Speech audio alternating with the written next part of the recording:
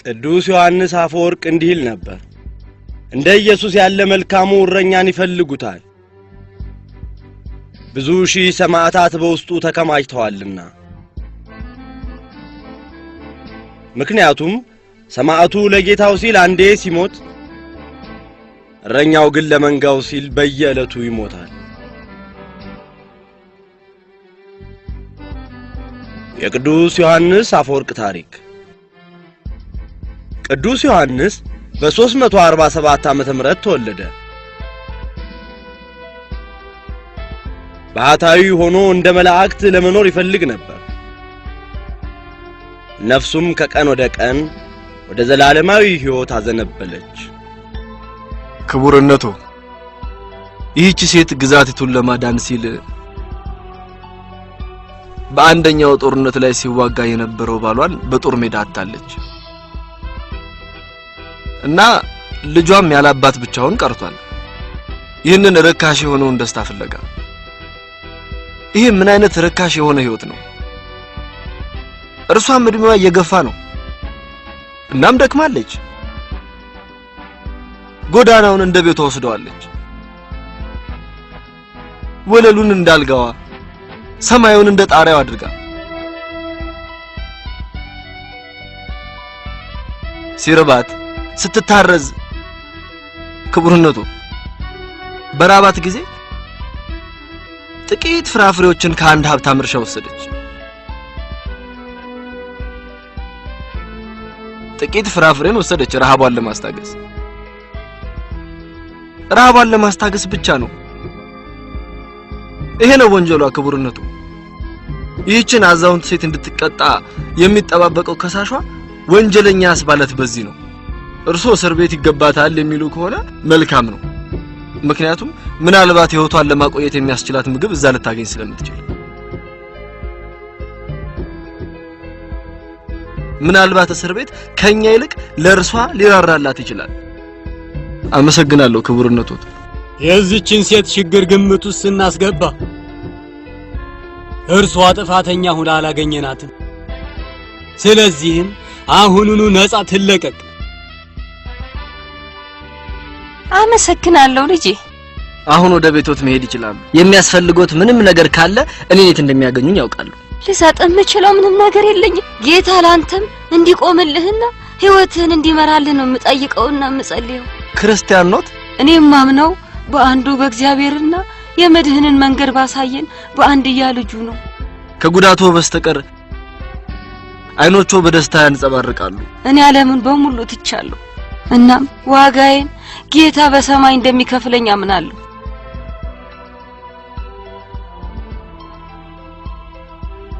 እንኳን ደስ ያለ ወንጀለኛዋን ነፃ ስላስለቀቅ ታውቃለህ ግን ለምስኪኖችና ለጭቁኖች መከላከል የትም እንደማይደርስ ምን ማለትህ ነው ማለቴ ብሩህ የሆነ ነገር ከፊት ይጠብቃል አንተ ነገሮችን አክረህ መያዝህ ከፍ ካለ ደረጃ ሊያደርስ ይችላል ይሄ ደግሞ ወደ ፍርድ ቤቱ መጠጋትን ይጠይቃል እንዲሁም ከከተማዋ ሀብታም ሰዎች ጋር ስለርሱ እርሳው ምሽቱን የምናሳልፍበት አንድ ቦታ እንፈልግ ይሄ ነው የሚገርመኝ ዮሐንስ ጧት ላይ ለተጨቆኑትና ለምስኪኖች ትከላከላለህ ነገር ግን ማታ ላይ ወደ ቡና ቤቶችና የማታ ጭፈራ ቤቶች ትሄዳለህ ቆይ እስቲ ዮሐንስ በትክክል የምትፈልገው ምንድነው? የምፈልገውን ባውቀው ኖሮማ እረፍት አገኝ ነበር። እዚህ በመከራ ውስጥ ነው ያለው ፒተስ፣ አማልክቱን እየተቃወምክ።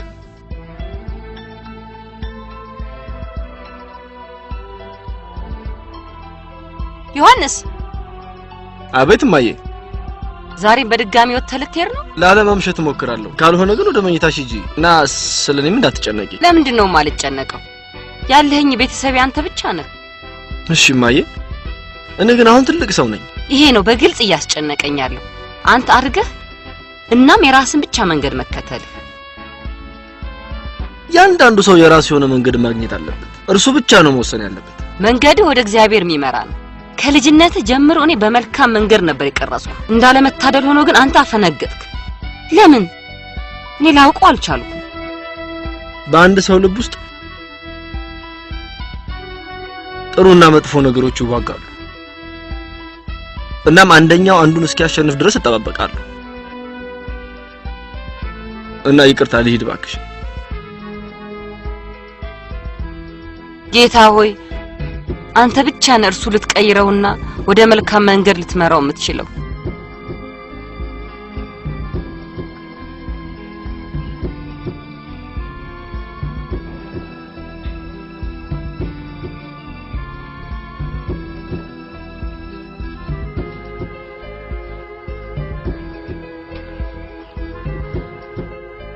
ሶቅራጥስን እንደምታስታውሰኝ ግን ታውቃለህ?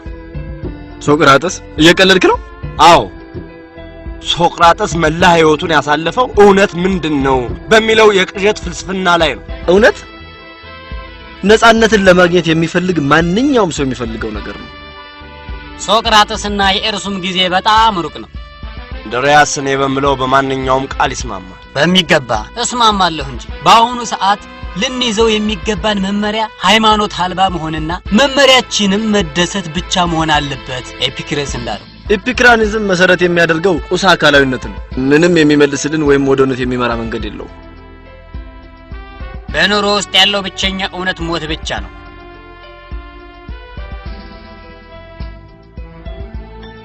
ሞት እንቅልፍ ነው። ጥልቅ የሆነ እንቅልፍ ከአንድ ቦታ ወደ ሌላ ቦታ ለመጓዝ መነሻ ነው። ነገር ግን ወዴት ነው የሚመራን ነው? ይሄ ነው ጥያቄ መሆን ያለበት። ክቡርነቶት፣ በመጨረሻም ምን የምጠይቁት ቅጣቱ እንዲነሳለት ነው።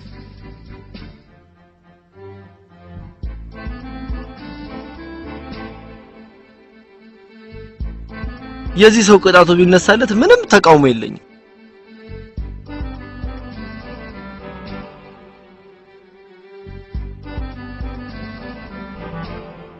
ምህረት እንዲያገኝ ሲል ማጽኖታለሁ። አመሰግናለሁ ክቡርነቱ።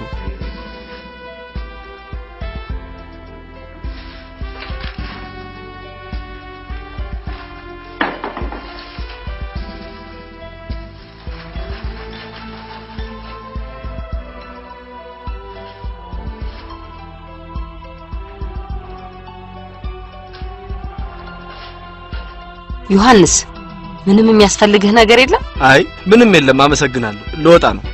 በነገር ላይ አቡነ ማቴዎስ ስላንተ ጠይቀው ነበር። እርሳቸውን ለመጠየቅ አትሄድም እንዴ? ስለርሱ አትጨነቂ፣ ጊዜ ካለኝ እሄዳለሁ። አቡኑ ጋር ሄዶ ለመጠመቅ የሚሆን ጊዜ የለህም?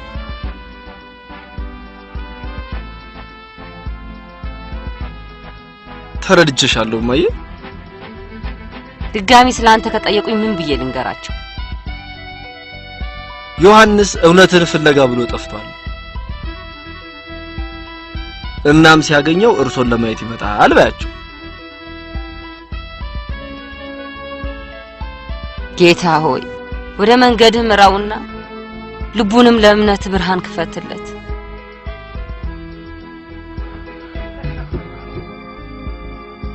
ምርጡ ትዕይንት የነበረው የመዝጊያው ትዕይንት ነበር። አንተ ኃያሉ አምላክ ይህንን ዕጣ ፈንታዬን እንድቀበል ጽናቱን ስጠኝ። እድልህ ሞት ነው እንደምትፈልገው። ከወዳጄ ስለይ ሞት ሸቶኝ ነበር። የጌታውን ሚስትን ለሚመለከት አገልጋይ ባሪያ ቅጣቱ ሞት ነው። እኔ ፍቅር ውስጥ ስለሆንኩኝ ነው። እባክህን ማረኝ። ምህረት የሚያደርጉት ደካማ ስለሆኑ ነው። እኔ ግን ንጉስ ነኝ። ላንተ ምህረት አይገባም። በጣም ጥሩ ነው። በከተማው ውስጥ ያለ ምርጥ ጠበቃ እንደሆንክ ሁሉም ሰው ስላንተ ይመሰክራል። ለዚህም ነው አንዳንድ የምክር ቤቱ አባላት ዳኛ እንድትሆን ያጩ። ይሄንን ሙገሳ ሳላደንቅ አላልፍም ክቡርነቱ። በግል ህይወትህ ውስጥ ጣልቃ የመግባት መብት ባይኖረኝም ነገር ግን ከጥሩ ቤተሰብ ውስጥ እንደወጣህ አውቃለሁ። ስለዚህ በአንቲኩስ ካሉ ምርጥ ቤተሰቦች መሃል ማግባት ትችላለህ። ነገር ግን እኔ ማግባት ፍላጎት የለኝም። ጋብቻ የግል ህይወትን በጥቂቱም ቢሆን የተረጋጋ እንዲሆን ሊያደርገው ይችላል። ቡና ቤትም እያመሸህ እንዳትቆይ ያደርግሃል። ብሩህ የሆነው የወደፊት ህይወትህን እንዳያጨልመውም ለዚህ ወጣትነትህ ልጓም ይሆናል። ሐሳቤ ገብቶሃል ብዬ አምናለሁ።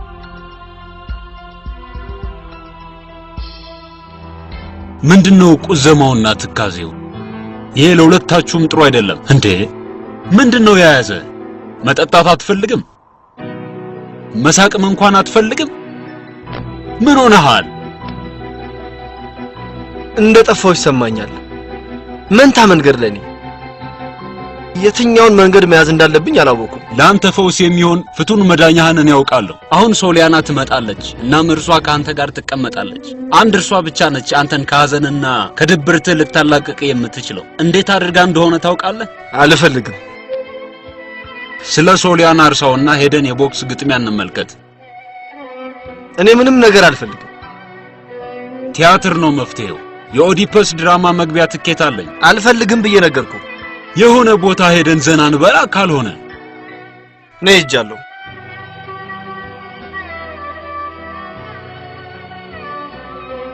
ምን ሆኗል? የምፈልገው ይሄ ሊሆን አይችልም። የተማርኩት በከተማ ውስጥ ካለ ትልቅ ፈላስፋ ከሉቢያኖስ ዘንድ ነው። የእናቴን ቃላትና መጽሐፍ ቅዱስንም እየሰማሁ ነው ያደግኩት። በፍርድ ቤት ሙግትም ትልቅ ስፍራን አግኝቻለሁ። የብዙዎቹን ፈላስፋ መጽሐፍ አንብቤያለሁ።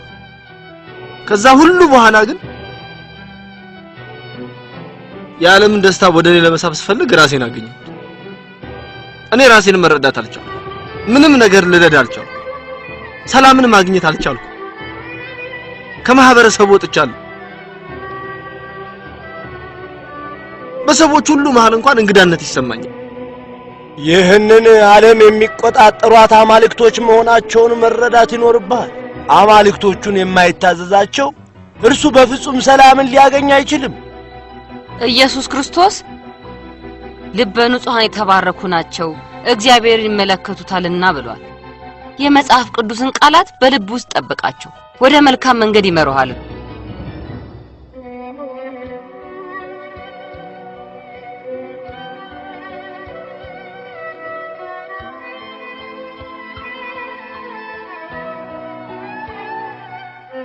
ጥበብን ማብዛት ምንም ፍሬ አያስገኝም፣ ችግር እንጂ።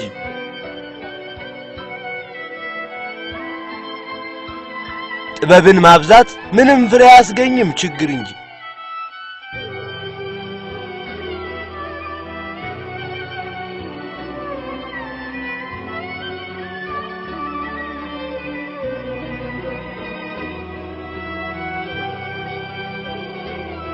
ዮሐንስ።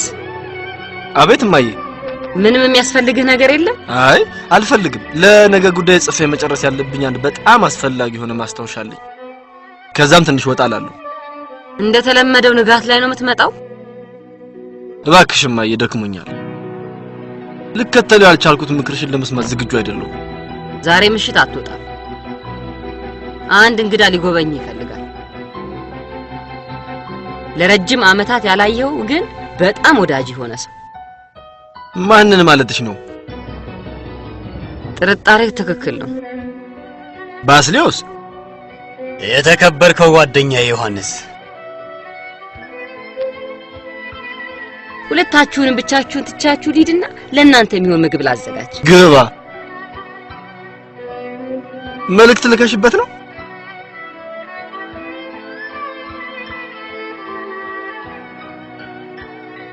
ጌታዬ እባክህ ጸሎቴን ስማኝ። በግልጽ ለይቶ እንዲመለከት አድርገው። እጁን ያዝና ወደ ብርሃንህ መንገድ ምራው። ጌታ ሆይ እኔ የእምነት ፍሬ በልቡ ውስጥ ተክያለሁ። አንተ እንዲንከባከብና ፍሬ እንዲሰጥ አድርገው። እናም የመንግስተ ሰማያትን መንገድ እንዲያገኝ። ዮሐንስ ስንፈልገው የነበረው መንገድ ይሄ ነው። እኛ ማየት ያልቻልነውና ሁሌም ግን በፊታችን ያለው መንገድ ይሄ ነው። እንዴት እንግዳ የሆነ ነገር ነው! በአይኖች ውስጥ የሚንጸባረቀው ደስታ በፍርድ ቤት ውስጥ ያገኘኋት አንዲት ክርስቲያን የሆነች ሴትዮ አይኖች ውስጥ እንዳየሁት አይነት ነው። አንተም የጌታን መንገድ ስትከተልና ሕይወትህንም ለእርሱ አሳልፈ ስትሰጥ እንደዚህ አይነት ደስታን ታጣጥማለህ። እንድነቃ ነው ያደረከኝ።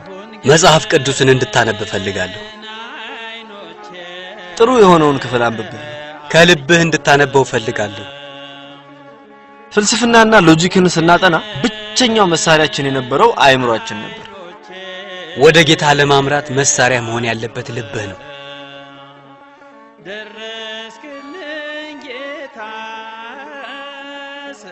ባስልዮስ እኔ በዚህ ዓለም ውስጥ እንግዳነት እየተሰማኝ ነው። የዘላለም ሕይወትን ለሚፈልግ ለማንኛውም ሰው እንግድነት የተለመደ ነገር ነው። ርካሽ ለሆነው ለዓለም ደስታ ራሴን አሳልፌ ሰጥቼ ነበር። ከዚህ በላይ ለመቋቋም የሚያስችል ብርታት ወይም ፍላጎት የለኝም። ዮሐንስ አንተ የቅርብ ጓደኛዬ ነህ። በአንተ ውስጥ ያለው ግጭትን መረዳት እችላለሁ። መንገዱን የምትፈልግ ከሆነ ኢየሱስ መንገድ እውነትና ሕይወት እኔ ነኝ ብሏል። ባስልዮስ አብረኸኝ ሁን። እኔ ሁሌም ካንተ ጋር ነኝ። እኔ በገዳም ውስጥ በመልካም ሁኔታ እየኖርኩ ነው። በአንተ ውስጥ ያለውን የእምነት ዘር ውሃ ልታጠጣው ይገባል። እናም የእግዚአብሔር ቃላት ፍላጎትን ሁሉ ያሟላልሃል። ተመስገን ላለ አሁን ግን አይኖቼ አዩ አሁን ግን አይኖቼ አዩ ደረስክልኝ ጌታ ስጠራህ ደረስክልኝ ጌታ ስጠራህ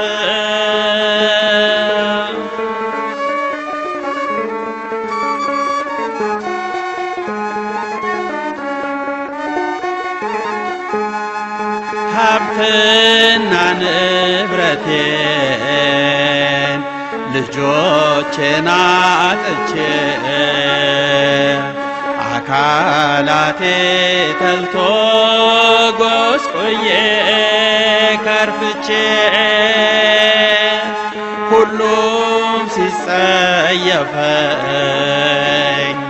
ስቆጠር እንደርኩስ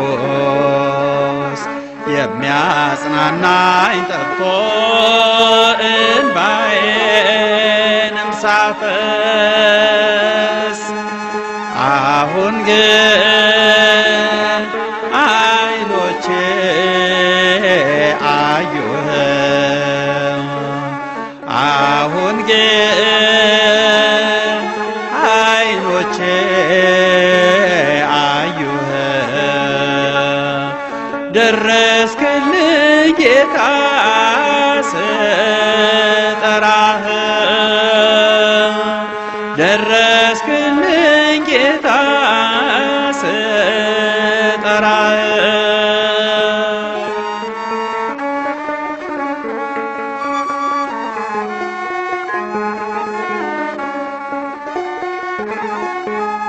ያን ሁሉ መከራ ወዴት አደረስከው? እንባዬን አብሰህ ቤቴን የጠገንከው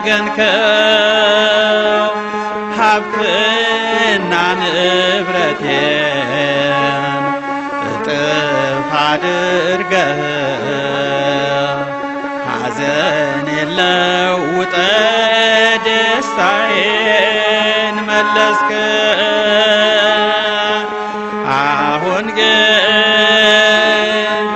አይኖቼ አዩህ አሁን ግን አይኖቼ አዩህ ደረስክልኝ ጌታ። እማዬ ስፈልገው የነበረውን መንገድ በመጨረሻ አገኘሁት። በልቤ ውስጥ የዘራሽው የእምነት ዘር ፍሬን ማፍራት ጀምሯል። አንቺ እንድከተለው ትፈልግ የነበረውን መንገድ መከተል ጀምሬያለሁ። ግን እኔ ምንድነው እሱ? ዮሐንስ ራስን መግለጽ አልቻልክም? ተናገር። ነፍሴ የምትፈልገው እንደ መነኩሴ ሆኖ መኖር ነው። እናም ያንን እንዳሳካ እንድትረጂ ነው የምፈልገው። በአንተ ደስ ቢለኝም የሚያስፈራኝ ግን ምንድነው የሚያስፈራሽ? ብቸኝነቱን ነው የፈራሁት። በህይወቴ ውስጥ ደስተኛ ሆንኩባቸው ቅጽበቶች በጣም ትንሽ ናቸው። ከአባትህ ጋር ለ4 ዓመታት ነው የኖርኩት። ከዛም እሱ ሞተ። በዛን ጊዜ 20 ዓመቴ ነበር። ከእድሜ በላይ የሆነ ኃላፊነት ለመሸከም ተገደድኩ።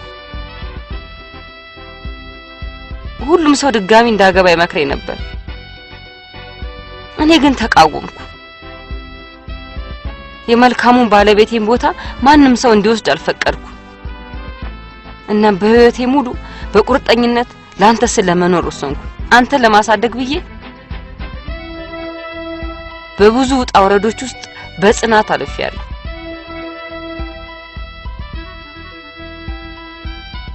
አይኔ እንባ በተሞላ ጊዜ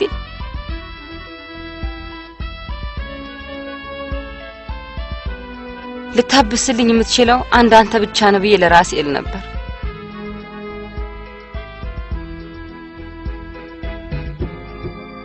አንተን ካሳደግኩ በኋላ ምኞቴን ልታሟላልኝ ይገባል ብዬ አምናለሁ።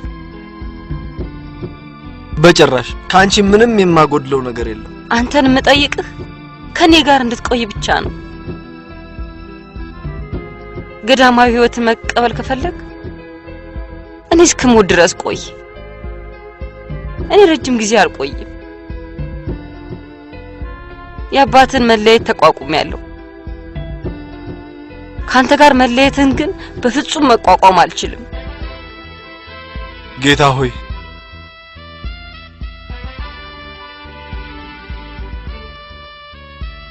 አሁን ከምንም በላይ የሚያስፈልገኝን ጥበብ ስጠኝ።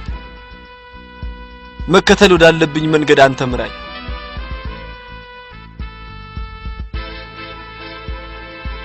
ጌታ ሆይ ገዳማዊ የሆነ ኑሮ መከተሉ ቢቀርብኝ እንኳን ጽኑ ወደ ሆነ ሰላማዊ ህይወት ምራኝ። ከእርሷ ጋር እንድቆየ እናቴ ፍላጎት አስገድዶኛል።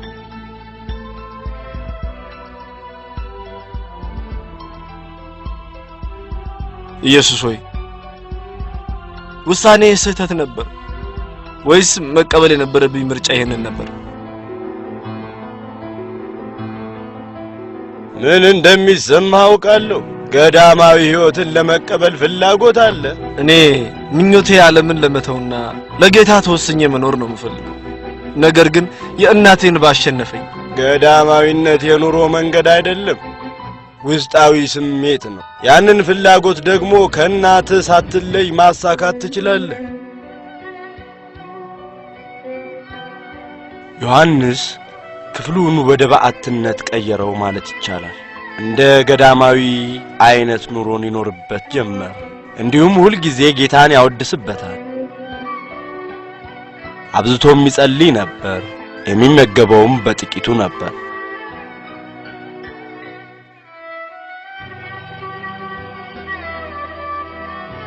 የሚተኛውም መሬት ላይ ለትንሽ ሰዓት ያህል ነበር።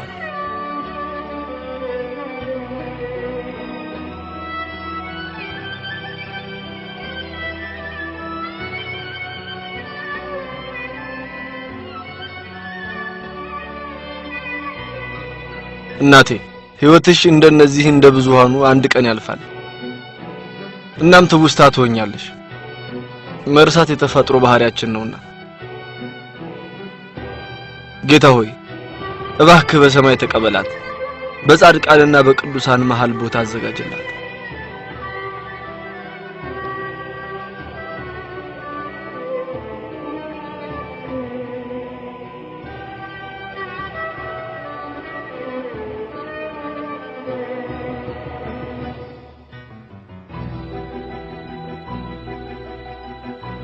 የሞትነው ከክርስቶስ ጋር ከሆነ ከእርሱም ጋር አብረን እንደምንኖር እናምናለን።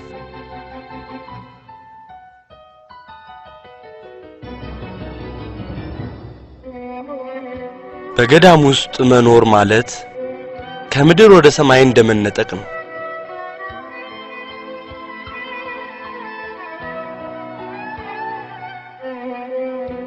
ንጉስ ከተሞችን፣ ዜጎችንና ሰራዊቱን ይገዛል።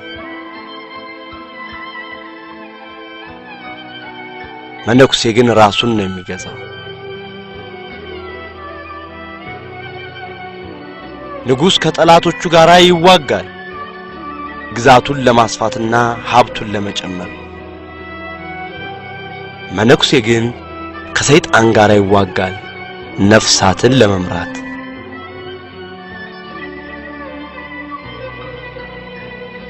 ቀኑን በሙሉ ንጉስ አስቸጋሪ የሆኑ ችግሮችን ሲጋፈጥ ይውላል። የመነኮሳት ሕይወት ግን በደስታና በሰላም የተሞላ ነው። ንጉስ ለሌሎች ወርቅን በስጦታ ያበረክታል። መነኮሳት ግን ለሌሎች በረከትን ይሰጣሉ፣ እንዲሁም ያጽናኗቸዋል።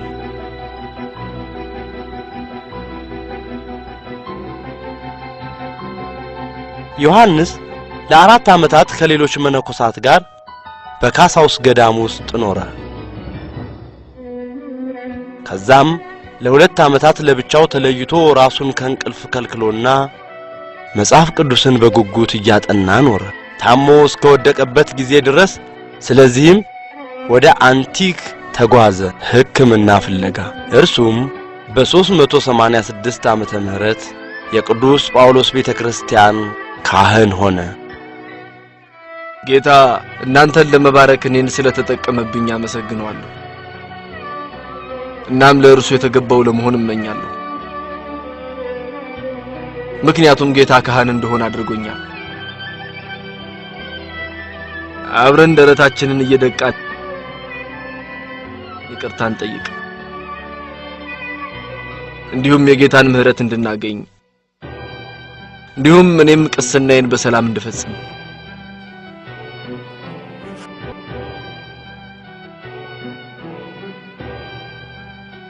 ቅዱስነታቸው የራፋንያው ሊቀ ጳጳስ ሊያነጋግሮት እየጠበቁት ነው። የራፋንያው ሊቀ ጳጳስ እርሶ ቅስናን ስለመቀበልዎት እንኳን ደስ አሎት ሊሎት ነው። ምንም እንኳን ብናደድቦትም አሁን ግን እንኳን ደስ ያሎት ለማለት ብዬ ነው የመጣሁት። አባ እባክዎትን ይቅር ይበሉኝ። እግዚአብሔር ይቅር ይበሎት። ስለዚህ በሚገባ አስታውሰዋል ማለት ነው አይደለም? አዎ አስታውሳለሁ። እርሶ ለጵጵስናዎት እንዲዘጋጁ እንድረዳዎት ጠይቀውኝ ነበር። ሁለታችንንም ጳጳስ እንድንሆን ነበር የጠየቁን። ነገር ግን እርሶ ገዳማዊነትን ካልሆነ ብለው ተቃወሙ። አዎ በኋላ ጵጵስናው ይደርሳል ብዬ ነበር። እርሶ ጵጵስናውን እንድቀበል ሲያበረታቱኝ ነበር የተቀበልኩት። በጉዞዎት ሁሉ እርሶን እንደምከተሉት አረጋግጠዋል።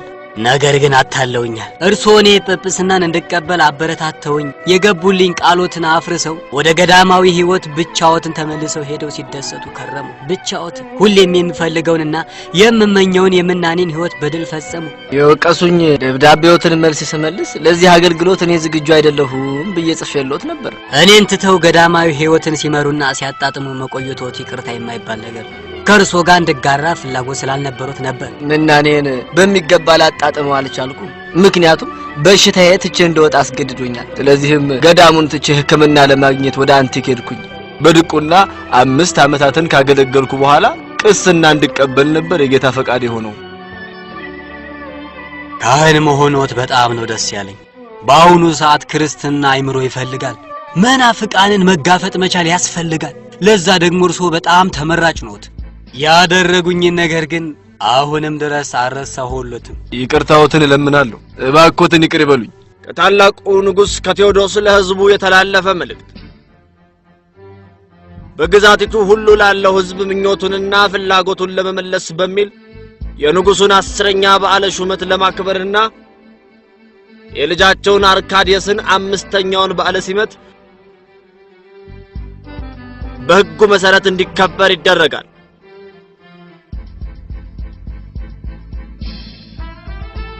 ይህንንም ወሳኝ በዓል የግዛቲቱን ክብር በጠበቀ መልክ ለማክበርና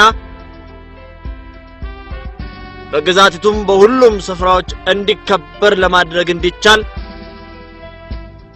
በሕዝቡ ላይ ተጨማሪ ግብር እንዲጣልበት ተወስኗል። አዲስ ግብር? የምንከፍለው ግብር በቂ አይደለም እንዴ?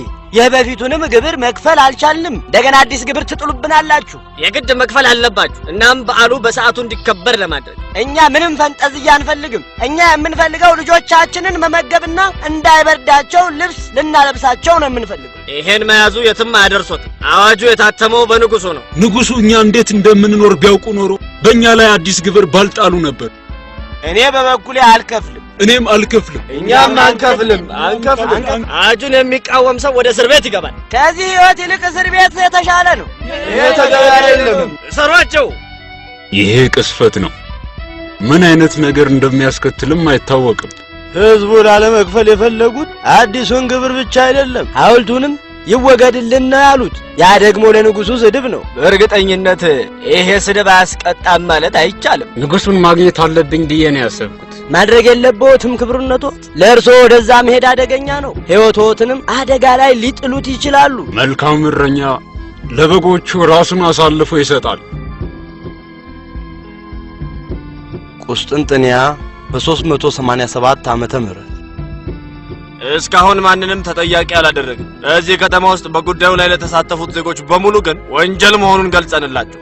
የንጉሡ ሐውልት የግዛቲቱ ምልክት ነው። በሆኑ ቆሻሻ ሰዎች መጥፋት አልነበረበትም። ለግዛቲቱ ከተሞች አንቲክ ምሳሌ ሆና መቀረጽ አለባት። ትዕዛዞትን ለማስፈጸም እየተጠባበቅን ነው ጌታዬ። ለአንቲክ ነዋሪዎች በሙሉ ቲያትርና የምሽት ቤቶቻቸውን እንዲዘጉ አሳውቋቸው። እንዲሁም ተጠርጣሪዎቹን በሙሉ ወደ እስር ቤት አስገቧቸው። እንዲሁም ንብረቶቻቸውንም በሙሉ ውረሱባቸው። የንጉሥነቴን ክብር እንዴት መመለስ እንዳለብኝ ያውቃል። አባ ዮሐንስን ሐሳብ እንስማ ውስጥ እዚህ ሕዝቡ በፍርሃት በድህነትና በረሃብ ነው እየኖረ ያለው። ንጉሡን ይፈሩታል። እኛ ሁላችንም እርሶን እንደሚያከብሩትና እንደሚሰሙት እናውቃለን።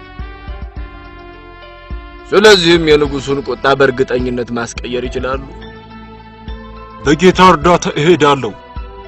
እናም እርሶ እዚህ ሕዝቡን ያጽናኑ።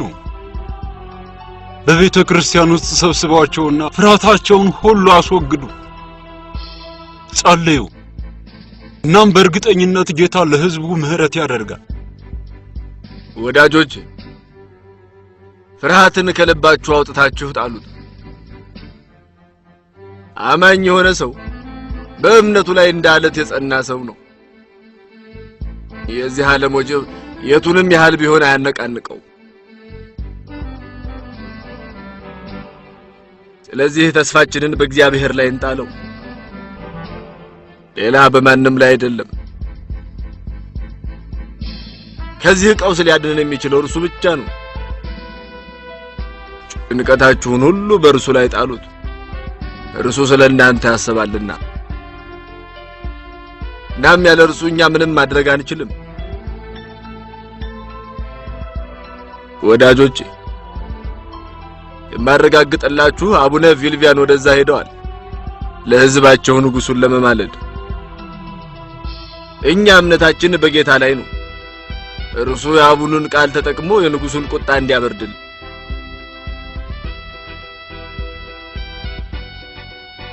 በጌታ ኃይል ላይ እምነት ይኑራችሁ። እርሱ ሕዝቡን እስከ መጨረሻው እንደማይጥል እርግጠኛ ሁኑ። በትህትና ሆነን ወደ ጌታ እንጸልይ። ቅዱስ ዳዊት በጭንቀቴ ጊዜ ጌታን ጠራሁት፣ እርሱም መለሰልኝ፣ ከጭንቀቴም ነፃ ወጣኝ እንዳለው።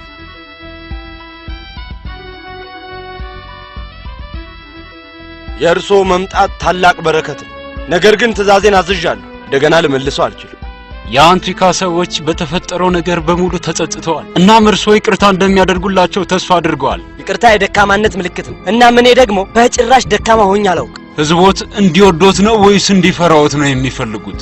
እኔ እየወደዱ ከሚሰድቡኝ ይልቅ የምመርጠው እንዲፈሩኝና እንዲያከብሩኝ ነው። የአንቲክ ሰዎች ለንጉሱ ታማኝ ናቸው። ጠላቶችም ስላሉ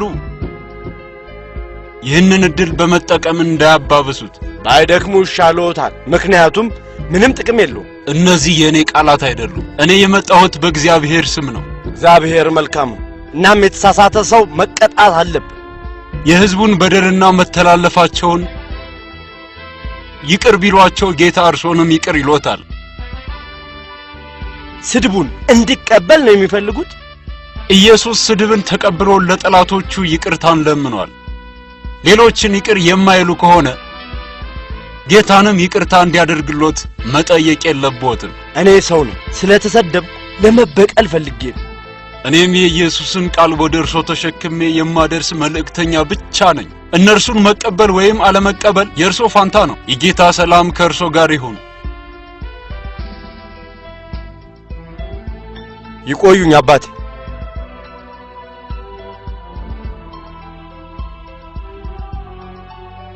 በጸሎቶ ያስቡ። ስለዚህ ለሕዝቦት ያረጋግጡለት። እናም በጸሎታቸው አስቡ። የድንግል ማርያምና የቅዱሳኑ ጸሎት ከእርሶ ጋር ይሁንልዎት። ከኔ ጋር መከራውን ስለተጋፈጣችሁ በጣም ደስ ብሎኛል። መጽሐፍ ቅዱስ መከራን የሚታገስ እርሱ የተባረከ ነው፣ ምክንያቱም ፈተናውን በጽናት ካለፈ እግዚአብሔር ለሚወዱት ቃል የገባላቸውን የሕይወትን አክሊል ይቀበላልና። ይህ ታላቅ ትምህርት ነው ለሕዝቡ። እርሶ ከተመለሱ በኋላ የአንቲክ ህዝብ ድጋሚ እንደተወለደ ያህል ነበር። እነርሱ የተመለከቱት ጠፍቶ እንደተመለሰው ልጅ ነው፣ ሞቶ እንደነበረና በድጋሚም በሕይወት እንዳለው። ማን ነው የጠፋውና የተገኘ? እድሉን ተጠቀሙበት። በቤተ ክርስቲያን ውስጥ ማስተማሮትን ቀጥሉ። እነርሱን ወደ መልካም ጎዳና እንዲመልሷቸው። ብዙዎቹ መከራና ስቃዮች የሚመነጩት እምነት ማጣት ነው። በጌታ ሳይሆን በራሳችን ላይ ከመታመን ነው የሚመነጩ። ነገር ግን በጌታ ብንታመንና ቃሉንም ብናምን ለመዳናችን መሰረት ይሆነናል። በዛም የጌታ ፍላጎት የሰው ልጅ ረፍትን እንዲያገኝ ነው። በደል መስራት የሰው ልጅ ባህሪው ነው። ነገር ግን በበደሉ የሚቀጥል እርሱ ግን ከሰው ልጅነት ይወጣል፣ እናም ሰይጣን ይሆናል። በምላሳችን እየጸለይን በአእምሯችን ወደ ኢየሱስ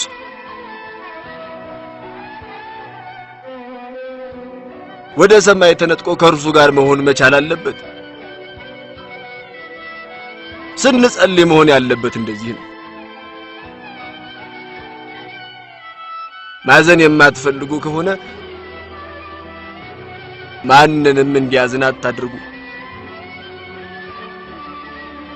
ወዳጆች፣ እግዚአብሔርን የማያውቅ እምነት አልባ ልትሆኑ አይገባም። እውነተኛ ክርስቲያኖች ከሆንን መከራን ሳይከፋን መቀበል አለብን። ሲራክ ልጄ፣ የመጣኸው ጌታን ለማገልገል ከሆነ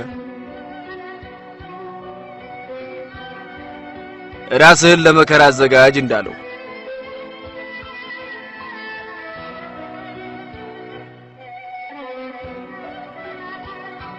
በሚገባ ታውቃለህ። ዜጎች በሙሉ እንደሚወድህና እንደሚያከብሩ።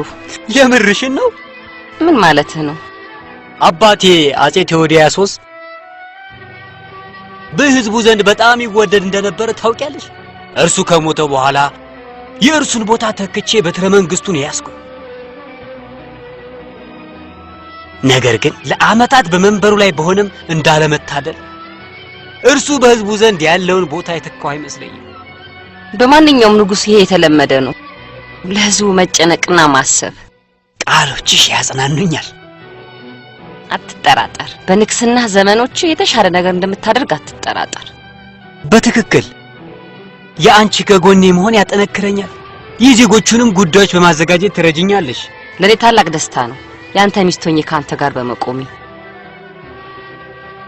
በሩ እየተንኳኳ ነው። ቆልፌዋለሁ። የሆነ ሰው ያንኳኳ ነው። መጥፎ ጊዜ ላይ ምንድነው እሱ? ጠቅላይ ሚኒስትሩ ጥቂት የፍትህ አካል የሆኑ ሰዎችና ጳጳሳት እርሶን ሊያነጋግሮት ይፈልጋሉ። ተኝቻለሁ ብለህ ንገራቸው። ክቡርነቶት፣ በችሎት ውስጥ እኮ የእርሶ መገኘት አስፈላጊ ነው።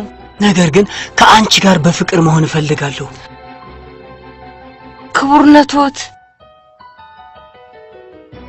ጠቅላይ ሚኒስትሩ የህግ ሰዎችና ጳጳሳትን በአንድነት ሆናችሁ የተሰበሰባችሁት የሆነ የእኔን ውሳኔ የሚፈልግ ነገር ቢኖር ነው።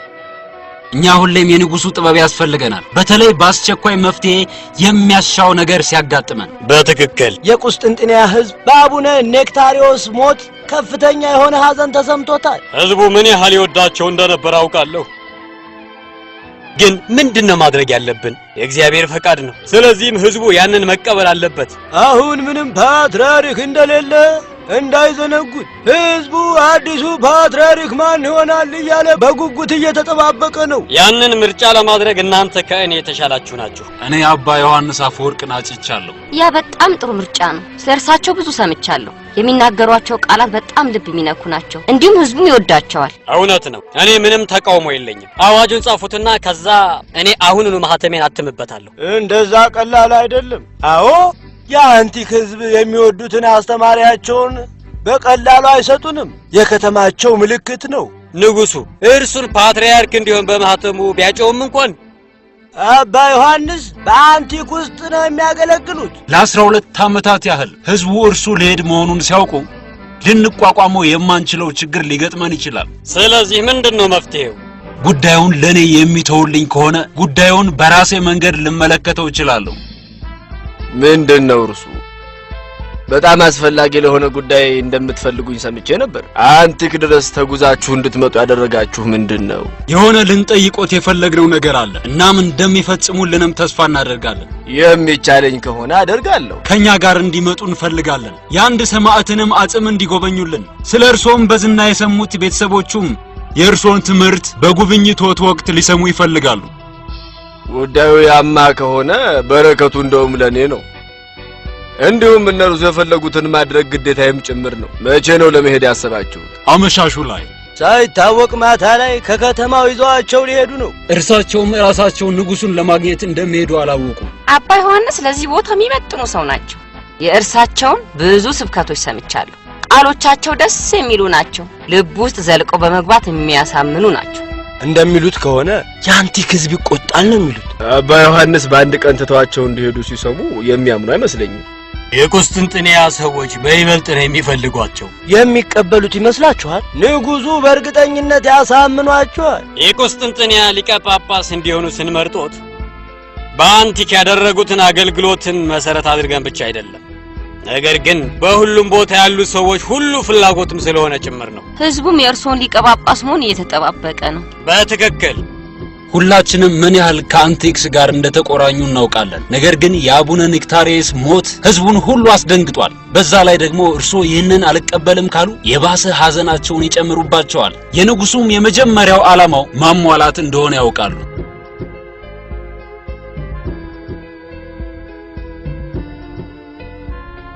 ይሄ አምላክ ፈቃድ ከሆነ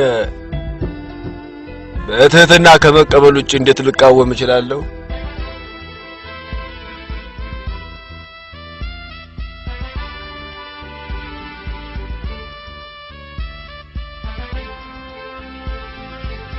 የተከበራችሁ ዜጎች፣ የተከበሩት ንጉስ አቡነ ዮሐንስ አፈወርቅን ፓትርያርክ እንዲሆን አጭተውልናል። ስለዚህም የቁስጥንጥንያ ህዝቦች እንደገና ደስ ሊላችሁ ይገባል። አቡነ ዮሐንስም ተቀብለውታል። ከዛም በ398 ዓመተ ምህረት ዮሐንስ አፈወርቅ የቁስጥንጥንያ ፓትርያርክ ሆነው ተሾሙ። የአሌክሳንድሪያው ሊቀ ጳጳስ አቡነ ቴዎፍሎስም የእርሳቸውን ሹመት አስፈጸሙ።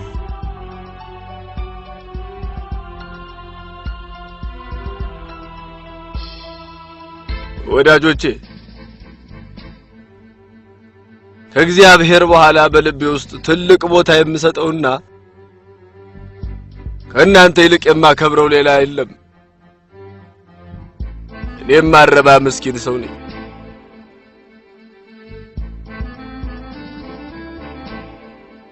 የማስተማርም ብዙ ልምድ የሌለኝ ሰው ነኝ። ነገር ግን ይህንን የተሰበሰበ ሕዝብ ስመለከት ድክመቴን፣ ድህነቴንና ብቃት አልባነቴን ረሳዋለሁ። እግዚአብሔር ይባርኮት ቅዱስነቶት። እርሶ ታላቅ በረከታችን ኖት። እርሶ ታላቅ በረከታችን።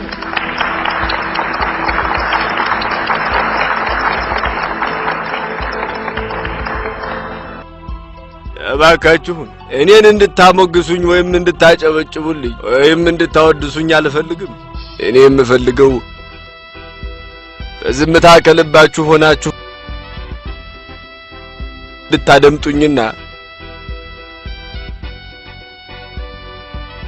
የምላችሁንም በተግባር እንድትፈጽሙ ነው።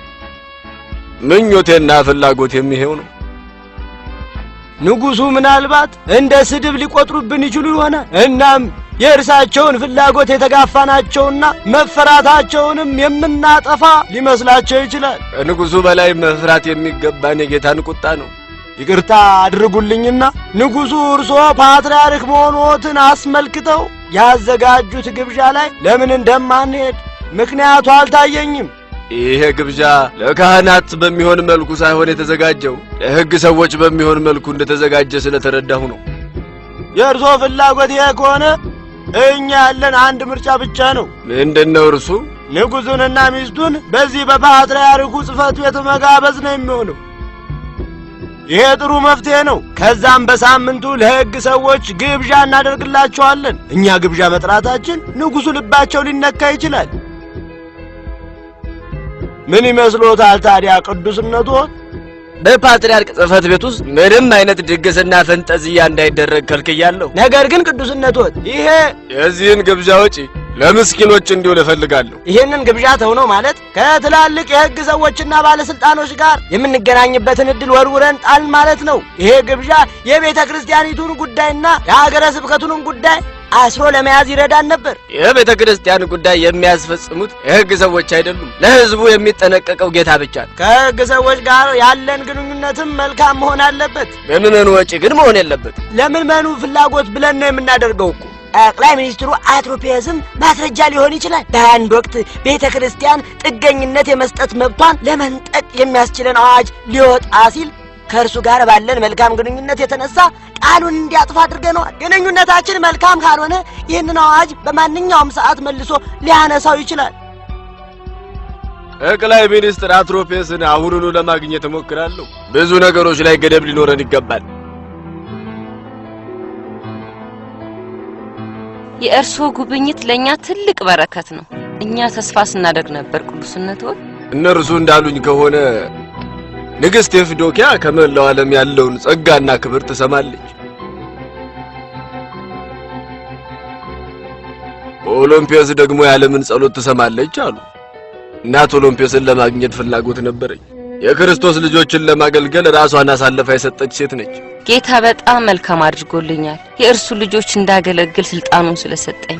እዚህ እያደረግሽ ስላለው መልካም ሥራሽ ሰምቻለሁ። ምስኪኖችን ደናግላንንና መበለቶችን ታገለግያለሽ። እግዚአብሔር ይባርክሽ። ብዙ የነበረው ሀብትሽንም ለምስኪኖች እንደሰጠሽም ሰምቻለሁ። የወሰድኩት ከጌታ እጅ ነው፣ የሰጠሁትም ከእርሱ እጅ ላይ ወስጄ ነው። ምጽዋትሽ እንደው ለማንኛውም ሳይሆን በትክክል ለምስኪኖች መድረሱን አረጋግጪ። እንዴት ቅዱስነቶት? ምሩኝ እስኪ። ሁላችንንም የሚመራን ጌታ ነው። ለምስኪን የቸርነትን ቃላት መስጠቱ ብቻ በቂ አይደለም። ምስኪኖች ራሳቸውን ለማቆየት የሚያስፈልጋቸው ምግብ ነው እና ሲበርዳቸው የሚያሞቃቸው ልብስ ነው የሚፈልጉት። በጣም ብዙ ምስኪን ሰዎች እኮ ነው ያሉት። ከየት ነው የሚበቃንን ገንዘብ ማግኘት የምንችለው? በተለይ የፓትርያርኩ ጽሕፈት ቤት ሀብት ተሟጦ ባዶ ሆኗል። የቤት ዕቃዎቹን የምንጠግንበትና ቤቱን መልሰን የምናድስበት 50 የብር ሳንቲሞች እንኳን የለንም። እሺ ቅዱስነቶት፣ የቤቱ ዕቃዎችና ቀለሞች ጥሩ መሆን አለባቸው። ስለዚህም ሀብቱ አልተሟጠጠም ማለት ነው። 50 የብር ሳንቲሞች አሉን ማለት ነው። እሺ እንዳሉ ቅዱስነቶት። የአትናቴያስን ቤተክርስቲያን ስጎበኝ ብዙ እምነበረዶችና አልባስጥሮስ በእንግዳ ክፍል ውስጥ አይቻለሁ። ለምንድን ነው የተቀመጠው? አቡነ ኒክታሬስ ቤተክርስቲያናቱን ሲያድሱ አተርፎ የተቀመጠ። ስለዚህ አያስፈልገንም ማለት ነው። ስለዚህም አሁንም እምነበረድና አልባስጥሮስ አለን ማለት ነው። ስለዚህም ሽጠውና ዋጋውን ለመስታወቱ ማሰሪያና ለሕፃን ሴቶች ትምህርት መማሪያ ይሆናል። እርሶ እንዳሉ ቅዱስነቶት። ይቅር ይበሉኝ ቅዱስነቶት። ጌታ ይቅር ይበሉት። ማወቅ ያለበት ጠቃሚ ዜና አለ። ምንድነው እርሱ? ንጉሱ በቤተ ክርስቲያኒቱ ውስጥ ጥገኝነት የመስጠት መብቷን እንድትነጠቅ ሲሉ አዋጅ አውጥተዋል። በጣም በረከት በሚያስፈልገኝ ጊዜ ነው በቢሮ የተገኙልኝ።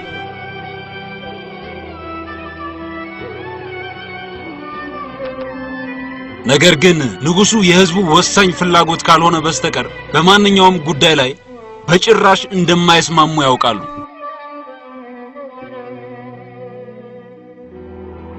ንጉሱም ሆኖ አንተ የቤተ ክርስቲያኒቱን መብት መንጠቅ አትችሉ። መንፈሳዊነት የቤተ ክርስቲያኒቱ ኃላፊነት ነው።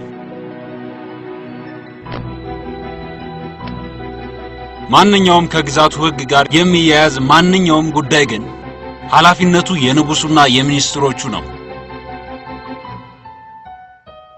የቤተ ክርስቲያኒቱ መብት ነው ማንኛውንም ሰው መጠለያ የመስጠት መብት።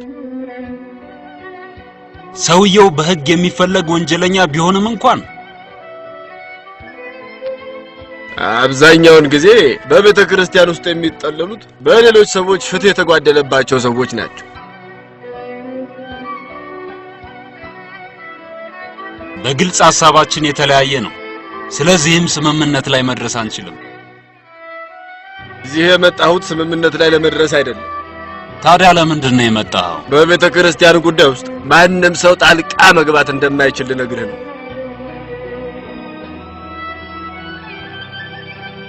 ንጉሱ ራሳቸው እንኳን ቢሆኑም እኔ ከንጉሱ ጋር ለመቃረን አልፈልግም። ነገር ግን የቤተ ክርስቲያኒቱ ህጎች ይከበሩ። ቆይ ዮሐንስ፣ እኔ ምኞቴ ጓደኞች እንድንሆን እንጂ እርስ በርስ የምንጎዳዳ ጠላቶች እንድንሆን አልፈልግም። ማንም ሰው ሰውን ሊጎዳ አይችልም፣ ሰውየው ራሱን ካልጎዳ በስተቀር።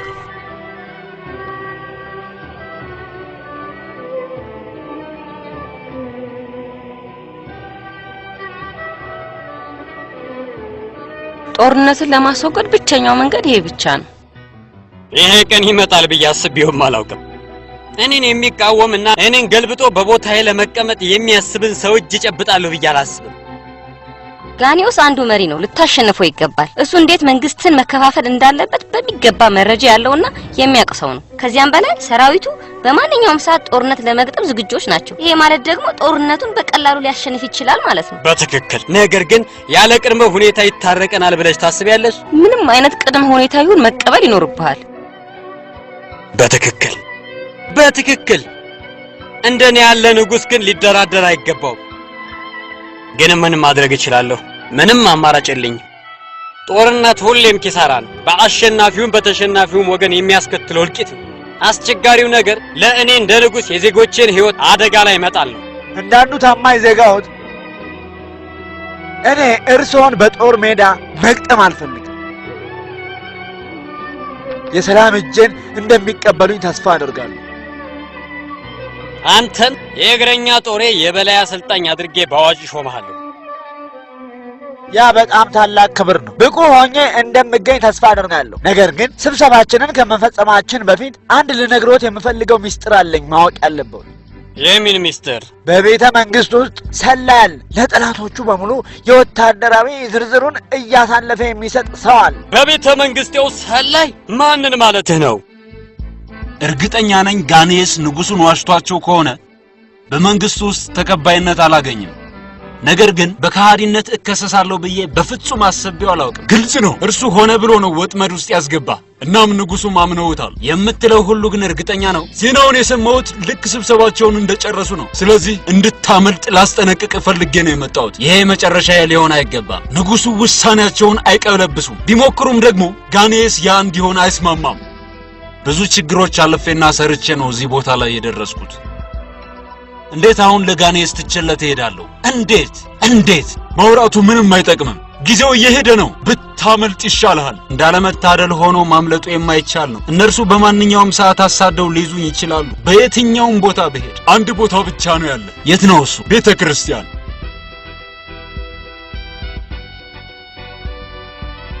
እግፋት ፊትን ማዞር ብቻ በቂ አይደለም። ከክፋት መሸሽ የመጀመሪያው ደረጃ ነው። ወደ ስነ ምግባር የሚመራን መንገድ ብቻ ነው። መንግሥተ ሰማያትን መፈለግ። በዚህ ሐዘን አለ፣ በዚያ ግን ማዘን የለም። እዚህ ሞት አለ፣ በዛ ግን ሞት የለም።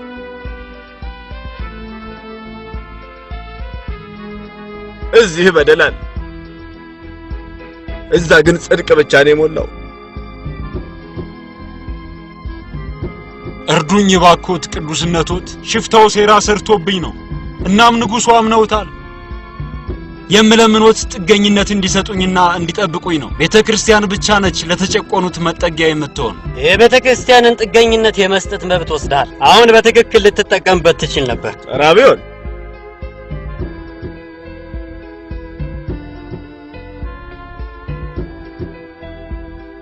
የከንቱ ነው። ይሄ ሁሉ ከንቱ ነው። ንፋስንም እንደመከተል በግድግዳና በልብሳችሁ ላይ ሁሉ ጻፉት፣ በልባችሁ ውስጥም ከትቡት። እናም የተከበረው አትራቢዮስም መጥቷል። ሀብታም የነበረ ሰው፣ ትልቁን ስልጣን ይዞ የነበረ ሰው ወደ እናት ቤተክርስቲያኑ መጥቷል። ወደ ቀደመችው ቤተክርስቲያን። እርሱ በአንድ ወቅት በኃይል ይፈታተናት ነበር፣ ይቃወማት ነበር። ነገር ግን ቤተክርስቲያን እንደ ጠላት አትመለከተው። ቤተክርስቲያን ማንንም እጆቿን ከፍታ ነው የምትቀበለው፣ በደሉ የቱንም ያህል ቢሆን እንኳን። ምን ማለታቸው ነው? እርሱ ወንጀለኛ ነው ቅዱስነቶት። ምህረት አይገባው፣ ወደ ቤተክርስቲያን ሊገባ አይገባው።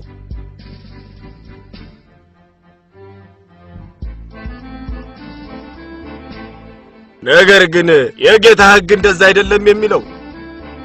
ኢየሱስ ጠላቶቻችሁን ውደዱ፣ የሚረግሟችሁንም መርቁ፣ የሚጠሏችሁንም መልካም አድርጉላቸው፣ እንዲሁም ለሚያሳድዷችሁም ጸልዩላቸው።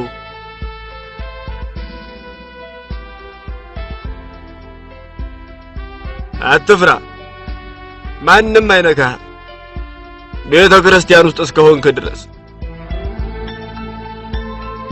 ከፈታችሁት ክሊኒክ እንዲሁም እስረኞች ከቤተሰቦቻቸው ጋር የሚገናኙበትን ቦታ ስለማስገንባታችሁ ሰምቻለሁ። በጣም ታላቅ ነገር ነው ያደረጋችሁ። እኛ ይሄንን ያደረግነው ቅዱስነቶት በእርሶ ጸሎትና ምክር ተመርተን።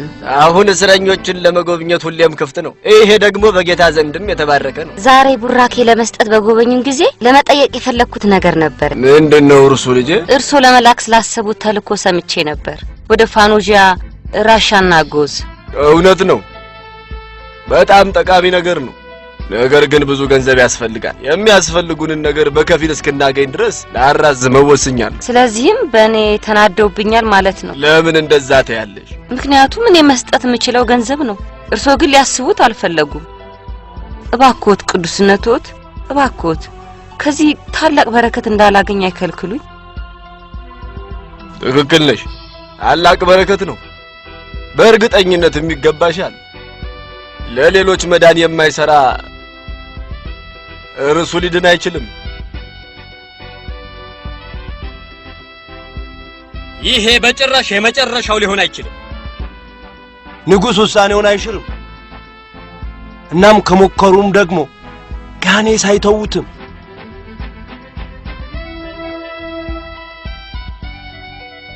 አንተ ልጄን ሞት ፈርደህበታል። የእርሱ ደም ባንተ ላይ ነው። ፍትህ የሚያዛቡትን ሁሉ ጌታ ይቀጣቸዋል። አንተን ጌታ ይቅጣ። ማረኝ፣ አንተ ወደፊቴን አጨልመህብኛል። ፍትህ ማዛባትን ጌታ በፍጹም አይቀበለው። የእርሱ ደም ባንተ ላይ ነው። ፍትህ የሚያዛቡትን ጌታ ይቀጣቸዋል። ጌታ አንተንም ይቅጣ። ተስፋዬን አጨልመህብኛል። ፍትህ ማዛባትን በፍጹም ጌታ አይቀበለው። እርሱ ወንጀለኛ ነው። ቅዱስነቶት ቤተ ክርስቲያን ውስጥ ሊገባ አይገባው። አንተ በቤተ ክርስቲያን ውስጥ እንዳትገባ ትከለከላል። ትክክለኛ ውሳኔ። አሁን ትረጋጋለህ። የከንቱ ከንቱ ነው፣ ከንቱ ነው። እናም ከንፋስ በኋላም እንደመከተል ነው። የከንቱ ከንቱ ነው። ይሄ ከንቱ ነው። ንፋስንም እንደመከተል ነው። ማንም ሰው ቢሆን ሰውየውን መጉዳት አይችልም። ይሄ ሰው ራሱን ካልጎዳ በስተቀር።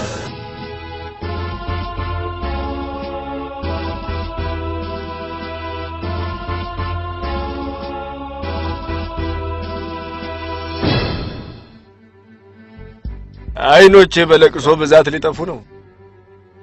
ሳይገባኝ ለዚህ ከፍ ላለ ማዕረግ በመብቃቴ ምክንያት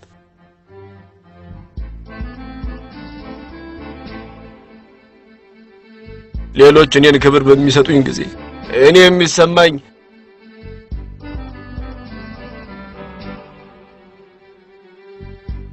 ግቡ።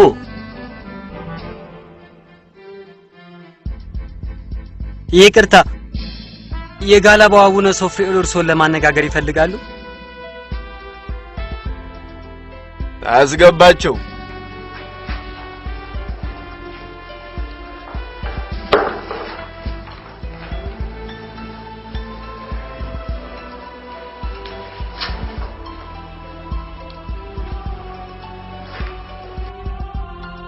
ጌታ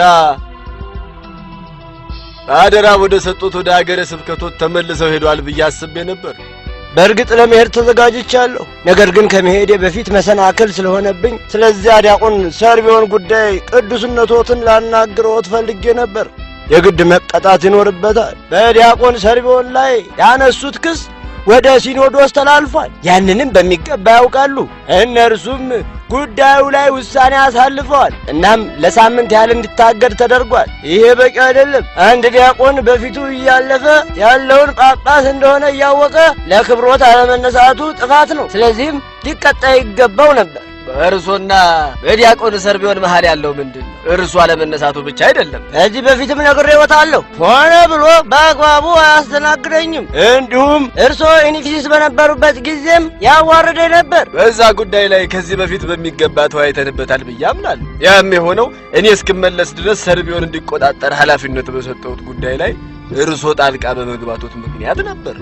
ቅዱስነቱ ሁሌ ለእርሱ ይከላከሉለታል። የድርጊት ሰው አለመሆንና ቃላት ሰንጣቂ ብቻ መሆን እንዴት መጥፎ ነገር ነው። በተጠሩ ጊዜ ስለ ምህረት ቢያወሩ መልካም ነው። ትዕዛዙንም በመተግበር ቀዳሚ መሆን ኖርቦታል።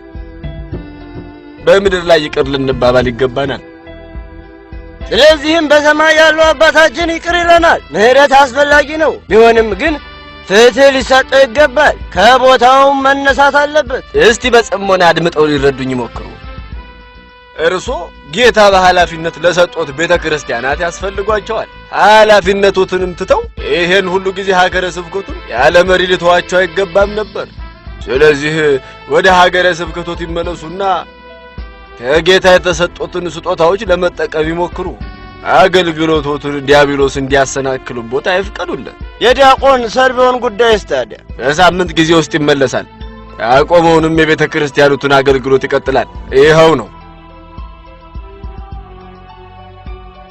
ሲኖዶሱ ለአንድ ሳምንት እንዳገደኝ ባወቅኩ ጊዜ ንዴቴን መቆጣጠር አቅቶኝ እንደነበር አልክድም። ውሳኔያቸውን ግን አክብሬ ፈጽሜያለሁ። ግን ምን ልጄ? የከሰሱኝን ጳጳስ ባህሪ እርሶ በደንብ ያውቁታል። በስራቸው ለሚያስተዳድሯቸው ደብሮች ከሚያስቡና ከሚጨነቁ ጳጳሳት ፍጹም የራቀ እንደሆነ እርሶ በህዝቡ ልብ ውስጥ ያሉትን ቦታ ለመውሰድ እየሞከሩ ይመስለኛል። እኔ እንደዛ ይመስለኛል። ይበቃሃል ልጄ። ቤተ ክርስቲያኒቱን በትጋት እንደምታገለግል አውቃለሁ። ነገር ግን አቡኑ ላይ ያደረከው ድርጊት የማይገባ ነው። በልብህ ውስጥ ቁጣን ስላነገስክ ነው። በድያለሁ፣ እባክዎትን ይቅር ይበሉኝ። ለንስሐ የመጀመሪያው እርምጃ ጸጸት ነው። እግዚአብሔር ፍቅር እንደሆነ መረዳት አለብን። እናም እኛ የእግዚአብሔር ልጆች እንደመሆናችን በፍቅር መያያዝ አለብን። በእግዚአብሔር ፍቅር መያያዝ አለብን። ከዚህ በኋላ ቁጣ የሚባል ነገር እንዳይለምድ። ፍቅር ሲገነባ፣ ጥላቻ ግን ሁሉን ነገር ያጠፋል።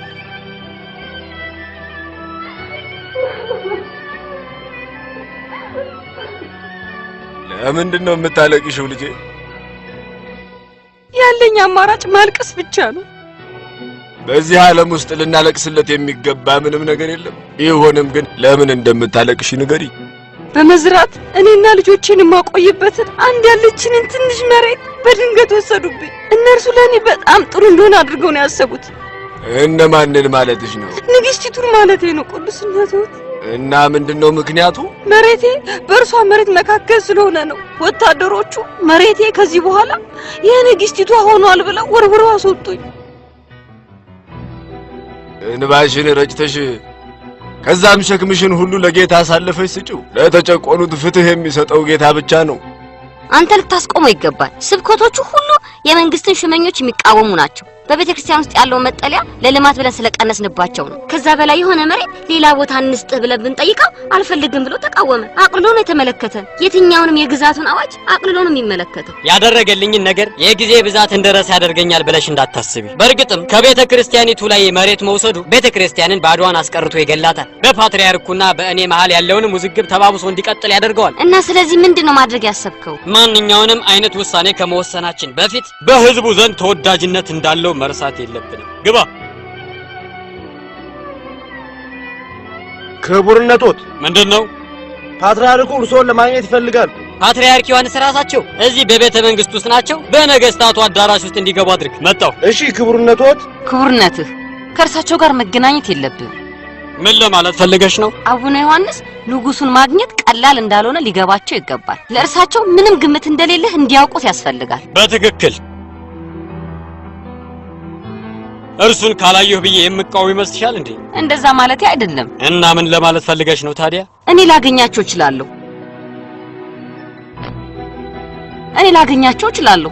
እና ይቅርታ ለመጠየቅ የመጡ መስሎኝ ከተሰማኝ ያኔ ክቡርነትዎትን እንዲያገኙ እንፈቅድላቸዋለን። በትክክል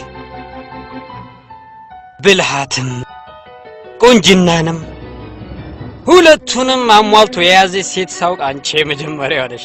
አመሰግናለሁ ክቡርነትህ። አቡነ ዮሐንስ ምርጡን ቤተ መንግስታችንን የጎበኙት በጣም በተጨናነቀ ጊዜ ላይ ነው። ሙሉ ጊዜን የማውለው የእግዚአብሔር ልጆችን ለማገልገል ነው። ንጉሱም ሙሉ ጊዜውን የሚያውለው ለዜጎቹ ነው። ነገር ግን እንዲያገኙት ለማድረግ የሚቻለኝን ሁሉ አደርጋለሁ።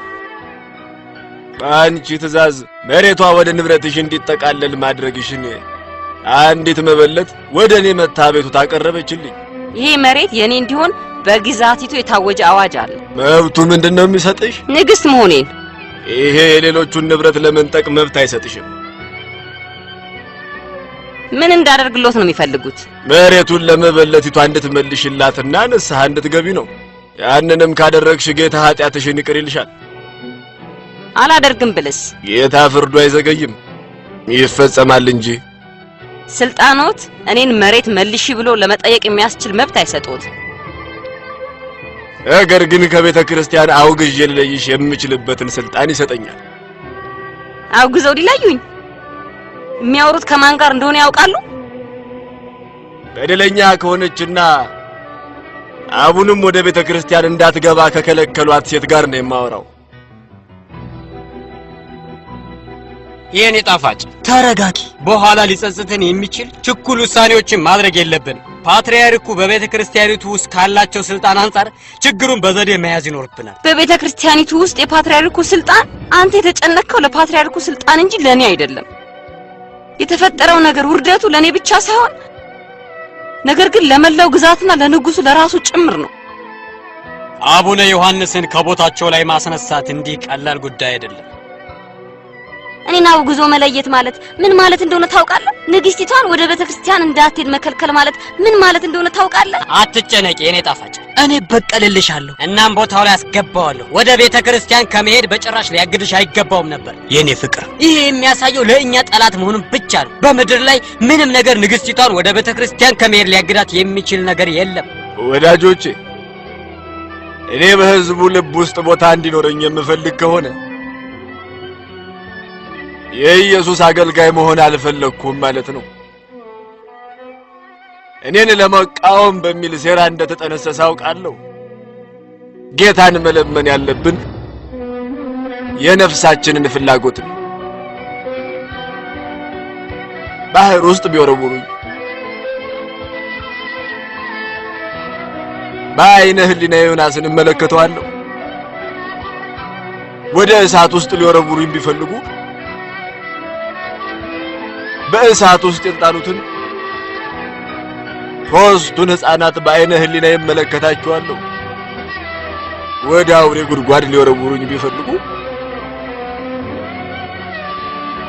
በአንበሳ ጉድጓድ የተጣለውን ዳንኤልን አስታውሳለሁ። ወዳጆች፣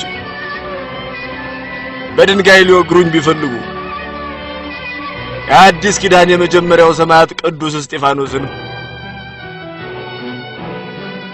በዓይነ ህሊና ያስበዋለሁ።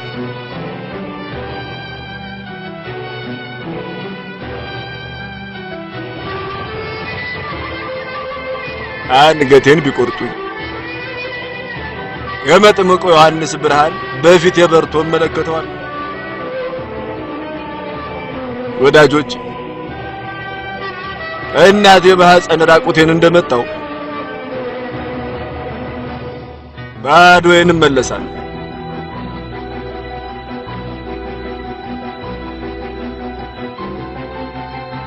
የቤተ ክርስቲያኑን በር ዝጉት።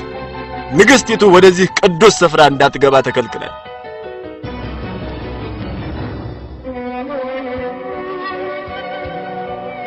በሩን ክፈቱ።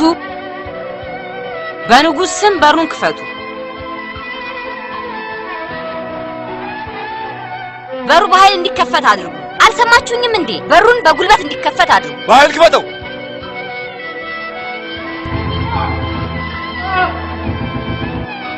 እጄን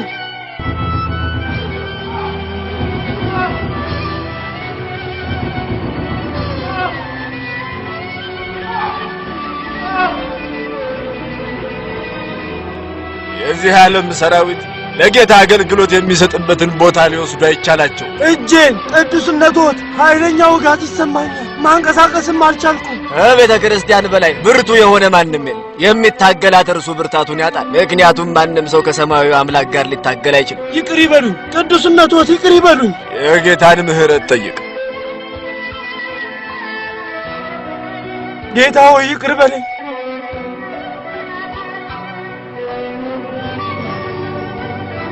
እጄ ተንቀሳቀሰ።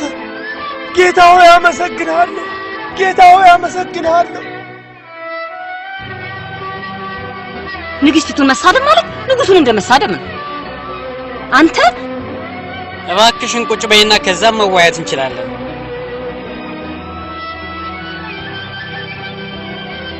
ምን ልትለኝ ነው የምትፈልገው? በብልሆቹ ወንድማማቾች የተነሳ በአሌክሳንድሪያው አቡነ ቴዎፍሎስና በአቡነ ዮሐንስ መካከል አለመግባባት እንዳለ በሚገባ ታውቂያለሽ። እነርሱ ማለት የኦርጋኖስን ትምህርቶች መከታተል በመጀመራቸው ምክንያት አቡነ ቴዎፍሎስ አውግዘው የለዩዋቸው መነኮሳት አይደሉም? ልክ ነሽ የኔ ጣፋጭ። አቡነ ዮሐንስ ከአቡነ ቴዎፍሎስ ጋር ሊያስታርቋቸው ሞክሮ ነበር። በኋላ ግን አቡነ ዮሐንስ አስጠግተው ያዟቸው፣ እንዲሁም ቁርባንን እንዲቀበሉ ፈቀዱላቸው። ይህም መሆኑ አቡነ ቴዎፍሎስን አስቆጣቸው፣ ምክንያቱም እሳቸው አውግዘው ለይተዋቸው ስለነበር። ይሄ ውስጣዊ ግጭት ነው፣ ለኛ ምንም አይጠቅመንም። በተጻራሪው ደግሞ እነዚህ አቡነ ዮሐንስ የሲኖዶሱ መሪ ከመሆናቸው በፊት በሁሉም ስፍራ ይባረሩ የነበሩት መነኮሳት ውስጡን በአቡነ ቴዎፍሎስ ላይ ተቃውሞ እያነሱ ነው። እነርሱ የጠየቁት እንዲከሰስ ነው። እናም ይህንን ሲኖዶስ ለጊዜው እንዲታገድ በሚል ዛሬ አዋጅ አውጥቻለሁ። ነገር ግን በትንሽ ሰዓት ልዩነት ዳኛው ተቃወሙት። ምን ማለት ነው? አቡነ ዮሐንስን ለመክሰስ የአሌክሳንድሪያው ሊቀ ጳጳስ አስቸኳይ ሲኖዶስ እንዲያቋቁሙ ጠይቄያቸዋለሁ። እንዲከሰስ? ክሶቹ ምን ሊሆኑ ነው? ለዛ ችግር የለው። አቡነ ዮሐንስ ወዳጆቹ ቢኖሩትም ግን ጠላቶችም አሉት። አንደኛውና የመጀመሪያው እርሱን የማሳመን ትልቁን ሚና የሚጫወተው ደግሞ አቡነ ሶፍሪያን። አንተ እንደምትበቀልልኝ እርግጠኛ ነበር። እነርሱ ሲጠሯቸው ይሄ አራተኛ ጊዜያቸው ነው። እርሳቸው ግን አሁንም ድረስ ለመሄድ ፈቃደኛ አይደሉም። አሁን ጠላቶቻቸው ከጉድጓዳቸው ወጥተው የእርሳቸውን ከሀገር መባረር እየተጠባበቁ ነው። ምክንያቱም እርሳቸው እንደነርሱ ለመኖር ፈቃደኛ ስላልሆኑ ነው። እርሳቸው የተቃወሙት የቅንጦትና የምቾት ህይወትን ነው። የህዝባቸውን ፍላጎት በመተው በንጉሱ ብቻ የሚንቀሳቀስ አሻንጉሊት መሆን ስላልፈለጉ ነው። አሁን ንዴትሽን ረስተሽ ማረፍ ትችያለሽ። የሲኖዶስ ውሳኔ ከታወጀ በኋላ የህዝቡ ምላሽ ምን ሊሆን ይችላል? የህዝቡ ቁጣ የሚፈጥርብን ነገር የለም። ቁጣው በንጉሱ ላይ ሳይሆን በጳጳሳቱና በካህናቱ ላይ ነው የሚሆነው። የሲኖዶሱ ውሳኔ ከተሰማ በኋላ እነርሱን ማየት እንፈልገው። እጥል ሰርቢዮን አዝናለሁ ቅዱስነቶት። ውሳኔዎቹ እነዚህ ናቸው። ሊያነቧቸውም ይችላሉ። እባክህ ክሶቹን አንብብልኝ።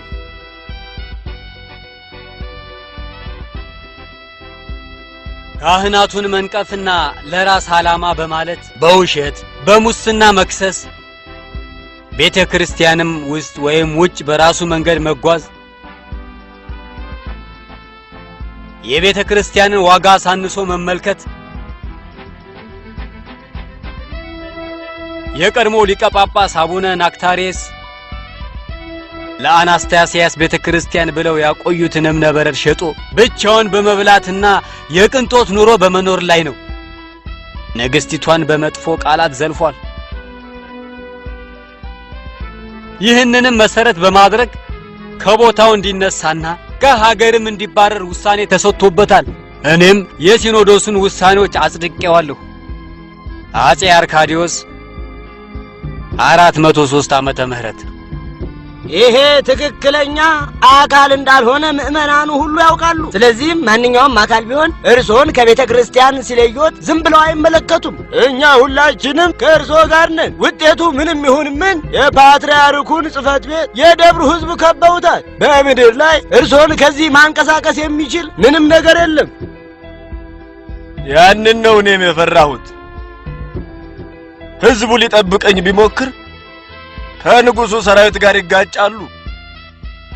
ማንም ሰው በእኔ ምክንያት ጉዳት እንዲደርስበት ወይም እንዲሞት አልፈልግም። ምን ማለትዎት ነው ቅዱስነቶት?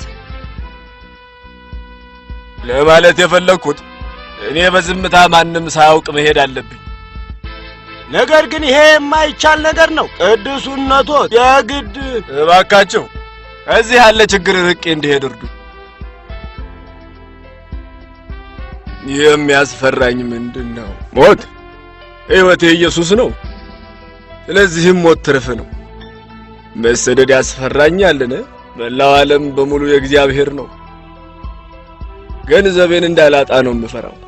ወደዚህ ዓለም የመጣሁት ባዶዬን ነው። ስለዚህም ስቀበርም ይዤው የሚሄደው ምንም ነገር የለም። እምነቴ ምክንያት መከራ እንድቀበል ላደረጉኝ ሁሉ የምላቸው እናንተ ያጠቃችሁት እኔን ሳይሆን ቤተ ክርስቲያንን ነው። ቤተ ክርስቲያን ከሁሉም ነገር በላይ ብርቱ ነች። ወጀቡ የቱንም ያህል የከፋ ቢሆንም እንኳን ጸንታ ትኖራለች። የክርስቶስ መርከብ በጭራሽ አትሰምጥም።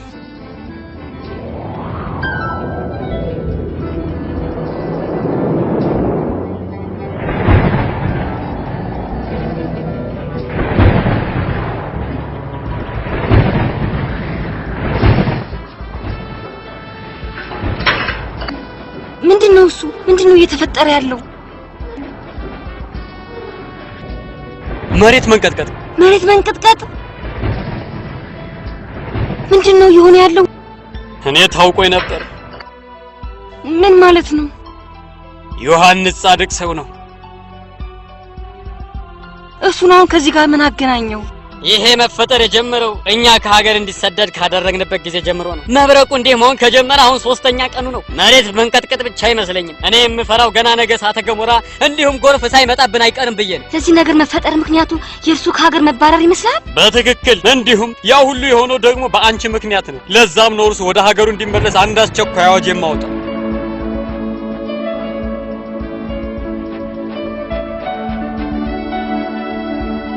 አየሽ፣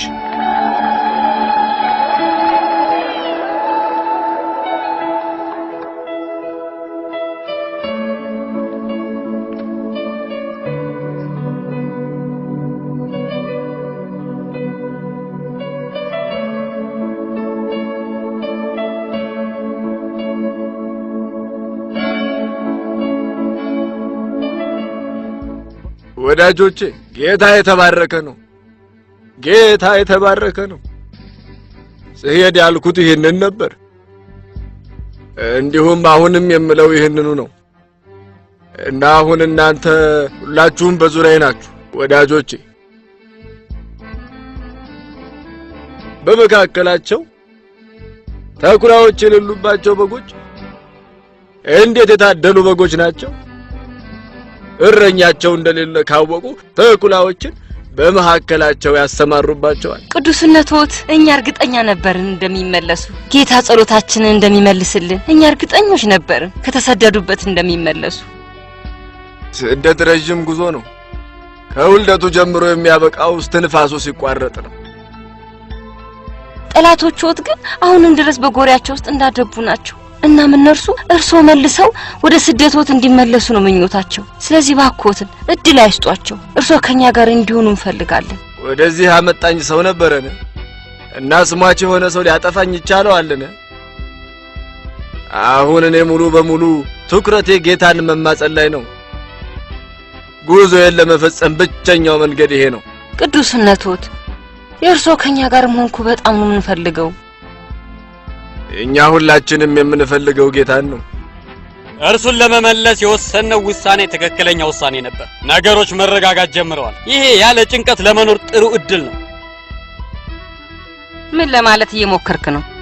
የተፈጠረውን ሁሉ እንድትረሺው ፈልጋለሁ። እኔ የምፈልገው ስለኔ ትንሽ እንድትጨነቂ ነው። እኔ የምፈልገው ልብን ሰርስሮ በሚገባ አይነት እይታ እንድትመለከችኝና ጥቂት የሚያድሱ ቃላትን እንድትይ ነው። በፍጹም አስበሽ የማታውቂውን አይነት ስጦታ ነው ያዘጋጀሁልሽ። ምን አይነት ስጦታ? አንድ ታላቅ ሐውልት ሰሪ የአንቺን ምስል በብር እንዲሰራና በከተማው ዋና አደባባይ ላይ እንዲተክል ብያዝዣለሁ። በዚህ መንገድ ህዝቡ ፊት ልታከብረኝ ነው ማለት ነው? አዎ ልጄ።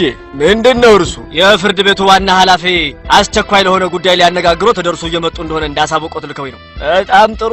ቀጠሮ ሊያዝላቸው ወደ እርሶ የላኩኝ ቀጠሮ ቀኑን ወስነው ወደ እርሶ መንገድ መጀመራቸውን እንዳሳውቆት እኮ ነው። ሄድና ልተው ወይም ልሰርዘም ባልችለው በጣም አስፈላጊ የሆነ ቀጠሮ አለብኝ ብለህ ንገራቸው። ግን እርሳቸው እኮ የፍርድ ቤቱ ዋና ኃላፊ ናቸው ቅዱስነቶት። በጣም ወሳኝ የሆነ ቀጠሮ እንዳለብኝ ታውቅ የለም እንዴ? እባክህን ይቅርታዬን አድርስልኝ። እናም ነገ በተመሳሳይ ሰዓት እንገናኛለን ብለህ ንገርልኝ። እርሶ እንዳሉት እነርሱ ደርሰዋል። ስለዚህም እኔ እነሱን ለማግኘት ሄጃለሁ። ማንም እንዳይረብሽኝ እስከ ማታ ድረስ ከእነርሱ ጋር ነው የምቆየው። ስላረፈርኩኝ ይቅርታ ጠይቃለሁ። ከዚህ በኋላ እንደማላረፍድም ቃል እገባለሁ። ባለፈው ያቆምነው የቱ ጋር እንደሆነ ንገሩኝ እስቲ። በመጽሐፍ ቅዱስ ውስጥ ለኢየሱስ ክርስቶስ ስለተሰጡት ስሞች ነበር የነገሩን። ትክክል። ቅዱስነቶት እንደነገሩት መጽሐፍ ቅዱስ ኢየሱስ ክርስቶስ እረኛ ነው ይላል። እውነት ነው። ምክንያቱም እርሱ እኛን ሁልጊዜ ስለሚጠብቀንና ስለሚጠነቀቅልን ነው። የእግዚአብሔር በግ ማለት ምን ማለት ነው? ያ ማለት ለእኛ ብሎ ራሱን መስዋዕት አድርጎ ስላቀረበ ነው። እሱ ብርሃን ተብሎ የሚጠራው ለምንድን ነው? ምክንያቱም እርሱ ከዚህ ዓለም ጨለማ ስላወጣን ነው። ኢየሱስ ምንጭ ነው ተብሎም ተጽፏል። እርሱ የሁሉም ነገር ምንጭ ስለሆነ ነው። በተጨማሪም ኢየሱስ ክርስቶስ ሕይወት ነው ብለውናል። በትክክል። ምክንያቱም እርሱ ከሞት ስላስነሳን ነው። መንገድስ የምንለው ለምንድን ነው? ምክንያቱም ወደ አባቱ ለመሄድ በእርሱ ውስጥ ማለፍ እንዳለብን ስለተረዳን ነው። ኢየሱስ ክርስቶስ አለት የተባለው ስለምንድን ነው? እርሱ አለት ነው፣ ምክንያቱም እምነታችንን ይዘን እንድንጸና ስለሚያደርገን።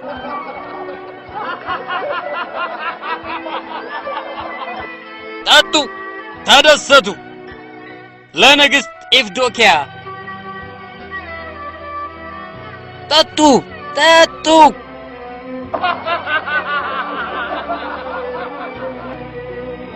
የውበትና የሕያውነት ምልክት ነው። ቅድስት ለሆነች ሚስት የሚሆን ምልክት ነው። ቅድስት ለሆነ ጋብቻ ምልክት ነው። መጽሐፍ ቅዱስን አለማወቅ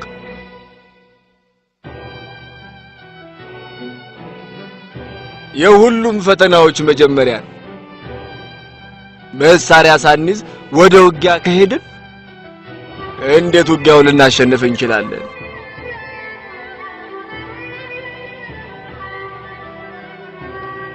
ክብር ለንግሥት ኢፍዶክያ እንዲሁም ለንጉሥ ይሁን። ረጅም ዕድሜ ለንግሥት ኢፍዶክያ፣ ረጅም ዕድሜ ለንጉሥ አርካዲዮስ፣ ረጅም ዕድሜ ለንግሥት ኢፍዶክያ፣ ረጅም ዕድሜ ለንጉሥ አርካዲዮስ፣ ረጅም ዕድሜ ለንግሥት ኢፍዶክያ፣ ረጅም ዕድሜ ለንጉሥ አርካዲዮስ።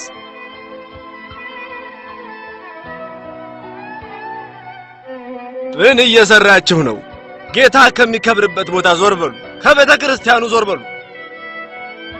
እናንተ አእምሮና ነፍሳችሁን መቆጣጠር የሚፈልገው የሰይጣን ኃይል አይታወቃችሁም? እንድንደሰት ፈቃድ የሰጠን ንጉሡ ነው። እኔ የምለምናችሁ ይሄንን ኃጢአት ማድረጋችሁን እንድታቆሙ። ይሄ ጌታን በእናንተ ላይ እንዲቆጣ ያደርገዋል። ይሄ እንዲሆን ንግሥት ኢፍዶክያ አትፈቅድም። እርሷ በዳንስ ዮሐንስን አንገት እንዳስቆረጠችው ሄሮዲያዳ ሆናለች።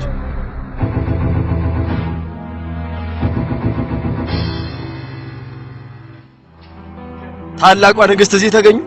ይህ ታላቅ ክብር ነው። መጀመሪያ እንደሚመጡ ብናውቅ ኖሮ እርሶን የሚመጥን አቀባበል ማድረግ እንችል ነበር። ይሄ በግል የተደረገ ጉብኝት ስለሆነ ስለዚህ ይህን ጉብኝቴን ማንም እንዲያውቅ አልፈልግም። እርሶ እንዳሉኝ ነው የምታዘዘው። ስሪዮን የተባለው እስረኛችሁ የት አለ? እብዱ ስሪዮን? እርሱ አደገኛ ወንጀለኛ ነው። እርሱን ማግኘት ፈልጋለሁ። ነገር ግን እርሱ እኮ እኔ የምለው እርሱን ማግኘት ፈልጋለሁ ነው። እባክዎት ይከተሉኝ።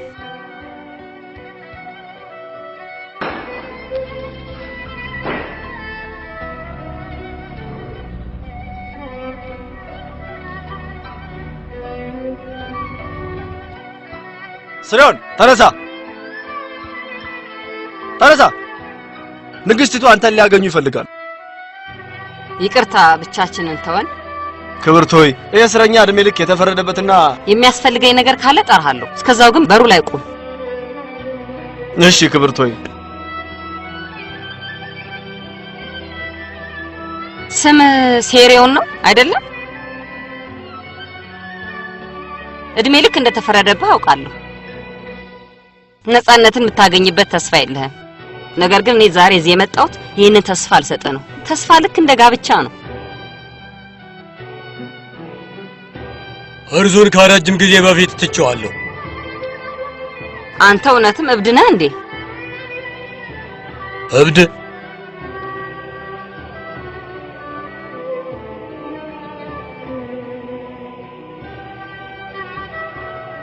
በዚህ ዘመን እየኖረ ጤነኛ የሆነ ማን ነው?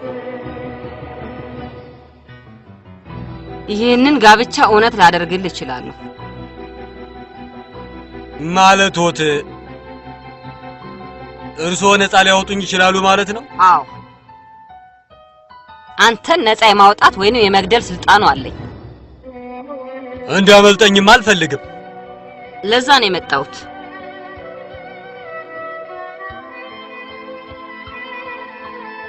እርሶን የሚያስቸግሮት ግን አንድ የሆነ ሰው አለ። እንዲሁም ንግስናዎትን የሚፈታተንቦት እናም እርሱን እንዳስወግድልዎት ይፈልጋሉ? አንተ በጣም ጎበዝ ስለሆንክ ነው ያበድከው። የለየልኝ እብድ የምሆነው ቃል የገቡልኝን ነገር ካላደረጉልኝ ነው። ስምምነት አድርገናል። አስቀድሞ የክፍያውን ዋጋ ማወቅ የለብኝም? ነግሬሃለሁ። ነፃነትህ ነው ክፍያህ። ማንን ነው እንዳስወግድልዎት የፈለጉት? ከህይወት ጋር ለመታገል እኔ ማን ሆኜ ነው? ጌታ ሆይ እኔ ምን ያህል ደካማ እንደሆንኩና ምን ያህል እንደምታስፈልገኝም ጭምር አንተ በሚገባ ታውቃለህ። የተከበርከው ጌታ በጎቹን የምትጠብቃቸው እረኛው አንተ ነህ። ስለዚህም እነርሱን ተኩላ እንዴት ሊቀርባቸው ይችላል?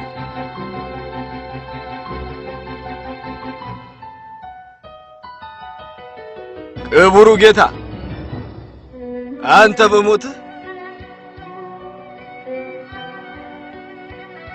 የሰይጣንን ኃይል ደምስሰህ አጥፍተህልናል።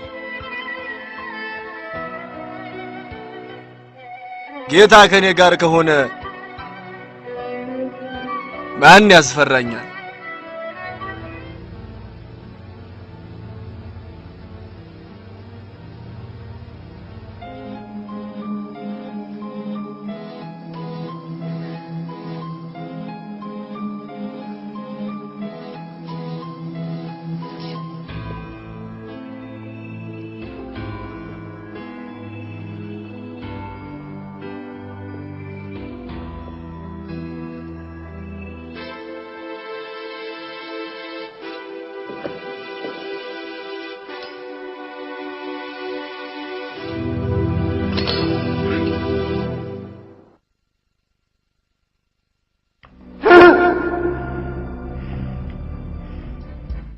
ከኔ ራቅ! ከኔ ራቅ! ምንድነው ከኔ የምትፈልገው? እኔ የምፈልገው ከእርሱ እንድትርቅ ነው። እኔ በእርሱ ውስጥ ለዓመታት ኖሬያለሁ። መደበቂያ ቦታም አግኝቼ ነበር። ከኔ ራቅ! ከዚህ ሰውነት ውስጥ ውጣና ወደ ሲኦል ውረድ። ያማ የማይቻል ነው። የጠየከኝ የማይቻለውን ነው። እኔ እየጠየቅኩህ አይደለም፣ እያዘዝኩህ ነው። በኢየሱስ በክርስቶስ ስም፣ በኢየሱስ በክርስቶስ ስም ይህንን ስም አትጥራው።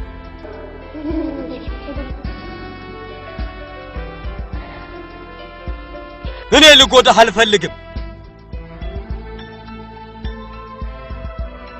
እንደዛ እንዳደርግ አታስገድደኝ። ብቻዬን ተወኝ። እኔ ልጎዳህ አልፈልግም። በአብ ስም በወልድ ስም በመንፈስ ቅዱስ ስም አንድ አምላክ አሜን።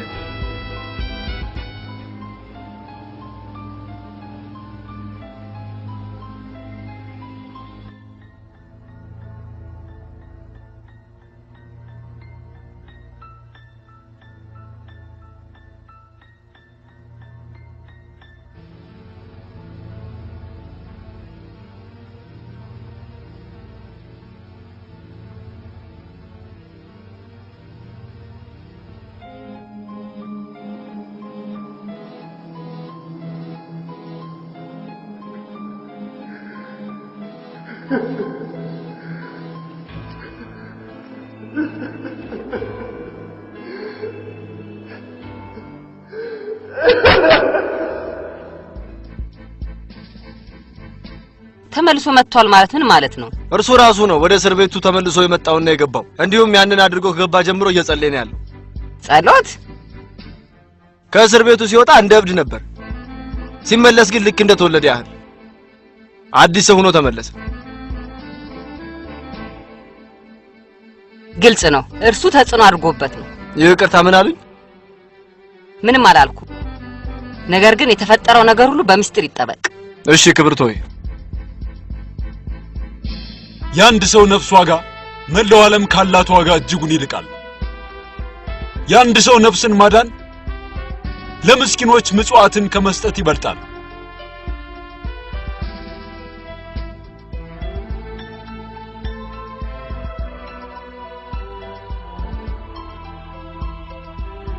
ሁሌም እኔ ልቀርብሽ ስሞክር አንቺ ግን ፊትሽን ታዞሪብኛለሽ። እባክህ ብቻዬን ተወኝ። ምንድነው የምትዩ ኢፍዶኪያ? ከንቱነቴ አንተን ማፍቀሬ ነው። እንደዚህ ስትይ ስሰማ ይህ የመጀመሪያ ነው።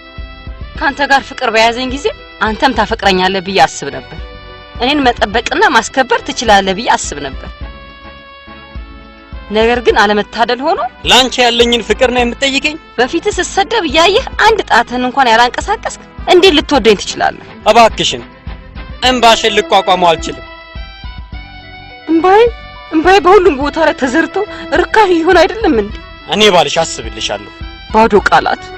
ሁሌም የልቤ ንግስት አንቺ ነሽ። ስለዚህም ንግስቱን የሰደበ ሰው መቀጣት አለበት።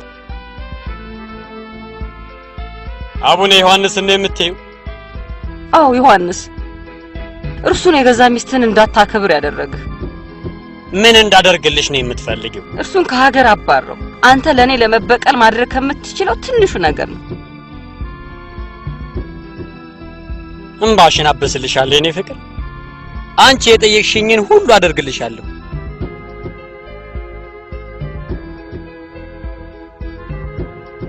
ንጉሱ አቡነ ዮሐንስን ለመክሰስ ሲኖዶስ አቋቁመዋል። አሁን ግን አቡነ ቴዎፍሎስ እንዲገኙለት ለማሳመን አልቻለም። አንዳንዱ የሚለው እርሳቸው ስለተቃወሙት ነው ይላሉ። ምክንያቱም እርሳቸው በባለፈው የሲኖዶስ ውሳኔ ተጸጽተዋል። ይሄ ሁሉ የተፈጠረው እኔ በሄድኩ በትንሽ ጊዜ ውስጥ ነው። እናስ አሁን ምንድነው? ሲኖዶሱ አቡኑን የሚኮንኑበት ምንም ነገር አላገኘም። እንዳለመታደል ሆኖ ግን እነርሱ የበፊቱ የሲኖዶሱ ውሳኔዎች አሁንም በሚገባ መተግበር አለበት ብለዋል። ምክንያቱም ሲኖዶሱ አቡኑን ሊከስበት የሚችለው ነገር ስላጣ ነው። ማለት በድጋሚ ከሀገር እንዲባረሩ ሊያደርግ ነው። እርሳቸውን ማንም ሊቃወማቸው አይችልም። በጭራሽ እርሳቸውን ከኛ በድጋሚ ሊወስዷቸው አይችሉም። ነፍሳችንን እንሰጣለን።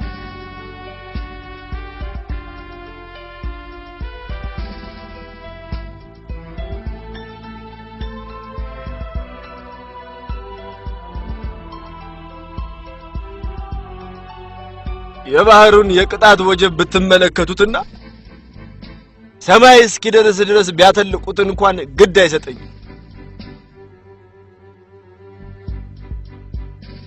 እናም መርሳት የሌለባችሁና ማድረግ ያለባችሁ አንድ ነገር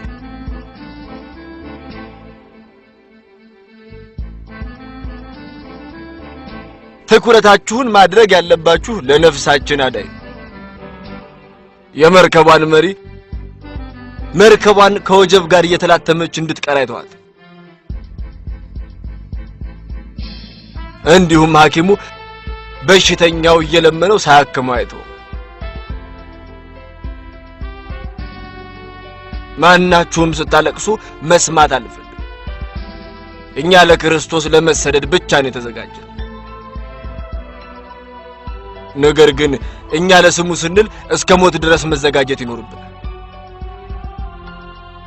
ማንም ጳጳስ እዚህ ደረጃ አልደረሰም። ማንም ሊጠለል የፈለገ ሰውን ቤተክርስቲያን የሞቀ ልቧን ይዛ ታቆየዋለች። የጌታ ስም ዘወትር የተባረከ ይሁን። እኛ ተስፋ አንቆርጥም። እርሶ ይመለሳሉ። የጌታ ፈቃድ ይሁን። ነገር ግን ይሄ የመጨረሻ እንኳን ቢሆን እባካችሁ ያለ እንባ እንድለያችሁ ፍቀዱልኝ። እባክዎት ደህና መሆኖትን እንድናውቅ መልእክት ይላኩልን። አትጨነቁ፣ አላቋርጥ ጽፈላችኋለሁ። ሁሌም በጸሎታችሁ አስቡ። ወዴት ነው የሚወስዱኝ? ጌታ ወደማይከብርበት ስፍራ ሊወስዱኝ ነው? ነገር ግን ምድርና በላዩም ላይ ያለው ነገር በሙሉ የጌታ ነው።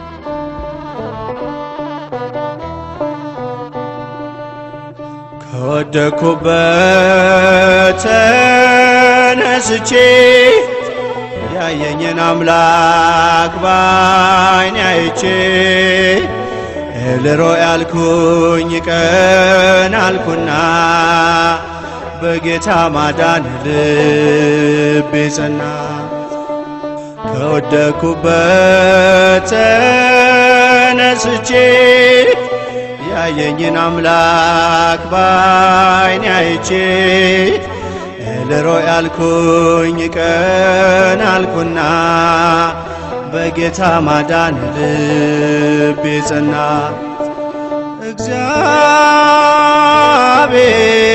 እግዚአብሔር እግዚአብሔር እግዚአብሔር ማንነቴ የኔ ክብር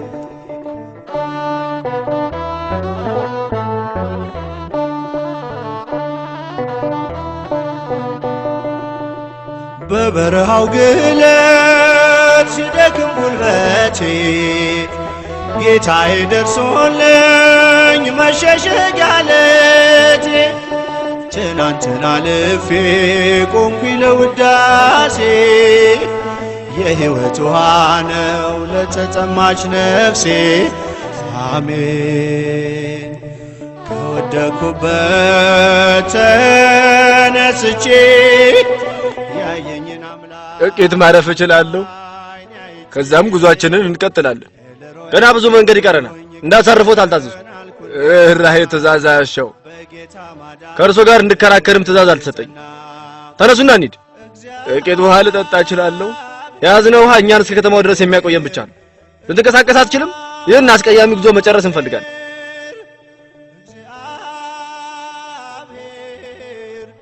እኔ አሁንም ድረስ ያልገባኝ በክርስቶስ ወንድሞቻችን የሆኑትን የሚበሉት ነገር እንኳን ሳይኖራቸው እንዴት የቅንጦት ኑሮ ትኖራላችሁ ይሏቸዋል። እባክሽን ነገ ምስኪኖቹ በሰዓቱ ምጽዋታቸውን መቀበላቸውን አረጋግጭልኝ። እሺ እናቴ። ከአርማንያ የመጣ መልእክት ነው። ከአርማንያ የአቡነ ዮሐንስ መሆን አለበት። በአምላክ ዘንድ የተወደዳችሁ ውድ አገልጋዮች በጌታ ሰላምታ የምልክላችሁ እኔ አቡነ ዮሐንስ ነኝ። ይህንንም የምጽፍላችሁ ከዓለም ከተገለለ ስፍራ አኩዛ አርመንያ ውስጥ ሆኜ ነው። በደብዳቤያችሁ የላካችሁልኝ ዜና አሳዝኖኛል።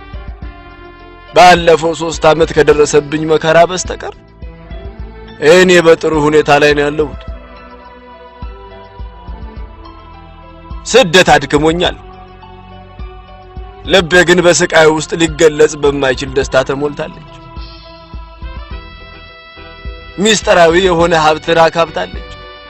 ለእኔ ደስ ሊላችሁ ይገባል። ምክንያቱም አምላክ ለእርሱ ስል መከራ እንድቀበል ስለፈቀደልኝ።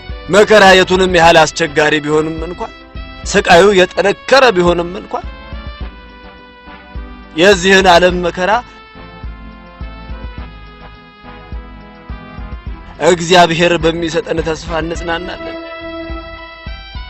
ንጉሱ ከጥቁር ባህር በስተምስራቅ ወደምትገኘው ቢቶዝ እንድዛወር የሚያዝ ደብዳቤ አድርሰውኛል።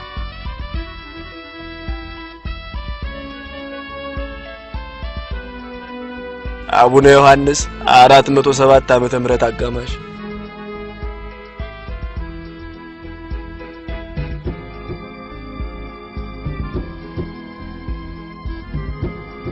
እንዴት ናቸው እናታችን? ንጉሱ አርማንያ ውስጥ ወዳለው ወደ ቢቶዝ እንዲዘዋወሩ አዘዋል። እርሳቸው ጉዞውን አይቋቋሙትም። በጣም ነው ስለ እርሳቸው የጨነቀኝ። ከመጸለይ ውጭ ሌላ ምንም ልናደርገው የምንችለው ነገር የለም። እርሱ ብርታቱን እንዲሰጣቸው ወደ ጌታ እንጸልይ።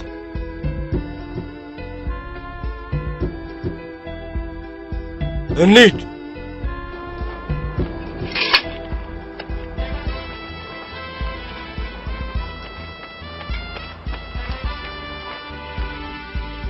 መሄድ አልቻሉም። የበረሃ ንዳድ አግኝቷቸዋል። ምንድነው ማድረግ ያለብን? በኮማና በከተማ ስናልፍ በዛ አንድ ቤተክርስቲያን አለ። እዛ እንዲያርፉ አድርገን ከዛ ጉዟችን እንቀጥላለን። ትዕዛዞቹን ረሳቸው እንዴ? አይ ነገር ግን ነዋሪዎቹ ሁኔታውን አይተው ሊያዝኑለትና እኛን ሊያጠቁ ይችላሉ ብዬ ነው። ትክክል ብለሃል። ምሽቱን በጠቅላላ በኮማ ውስጥ እናሳልፍ። እናም ንጋት ላይ ጉዟችንን እንቀጥል።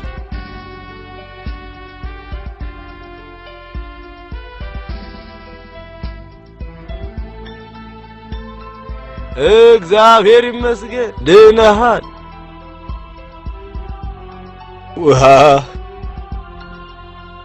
ውሃ ቶሎ አምጣ። ያ የማን ምስል ነው?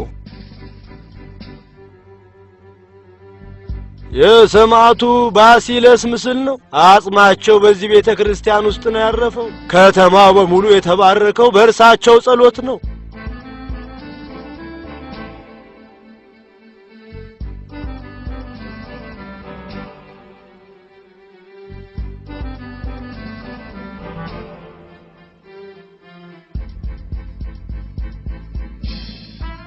አሁን አረፍ እንዲሉ ትተኖት እንሂድ። ጥቂት እንቅልፍ ማግኘት ይኖርቦታል፣ ብርታቶ እንዲመለስ። እንሂድ።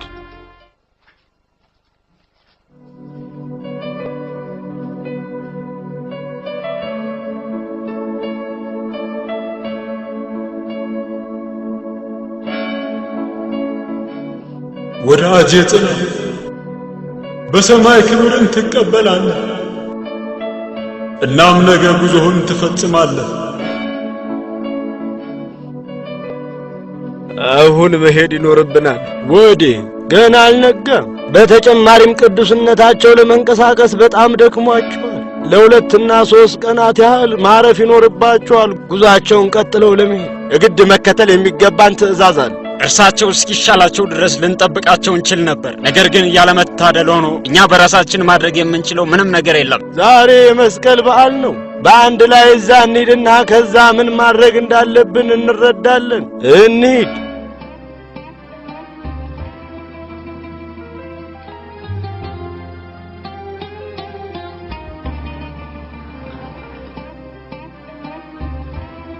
ስለ ሁሉም ነገር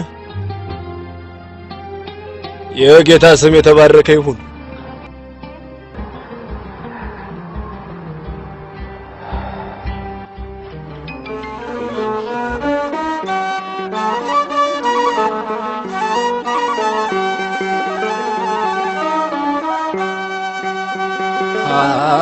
ኃጢአቴ እንዳለላ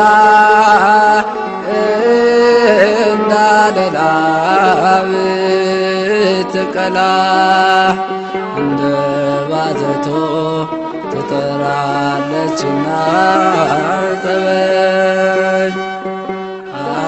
ኃጢአቴ እንዳለላ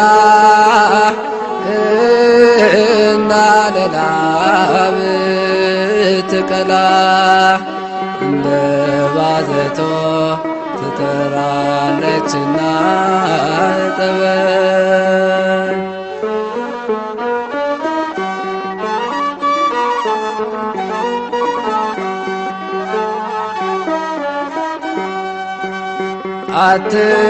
አትግደል እያልከኝ በ437 ዓመተ ምህረት ውስጥ ጌታ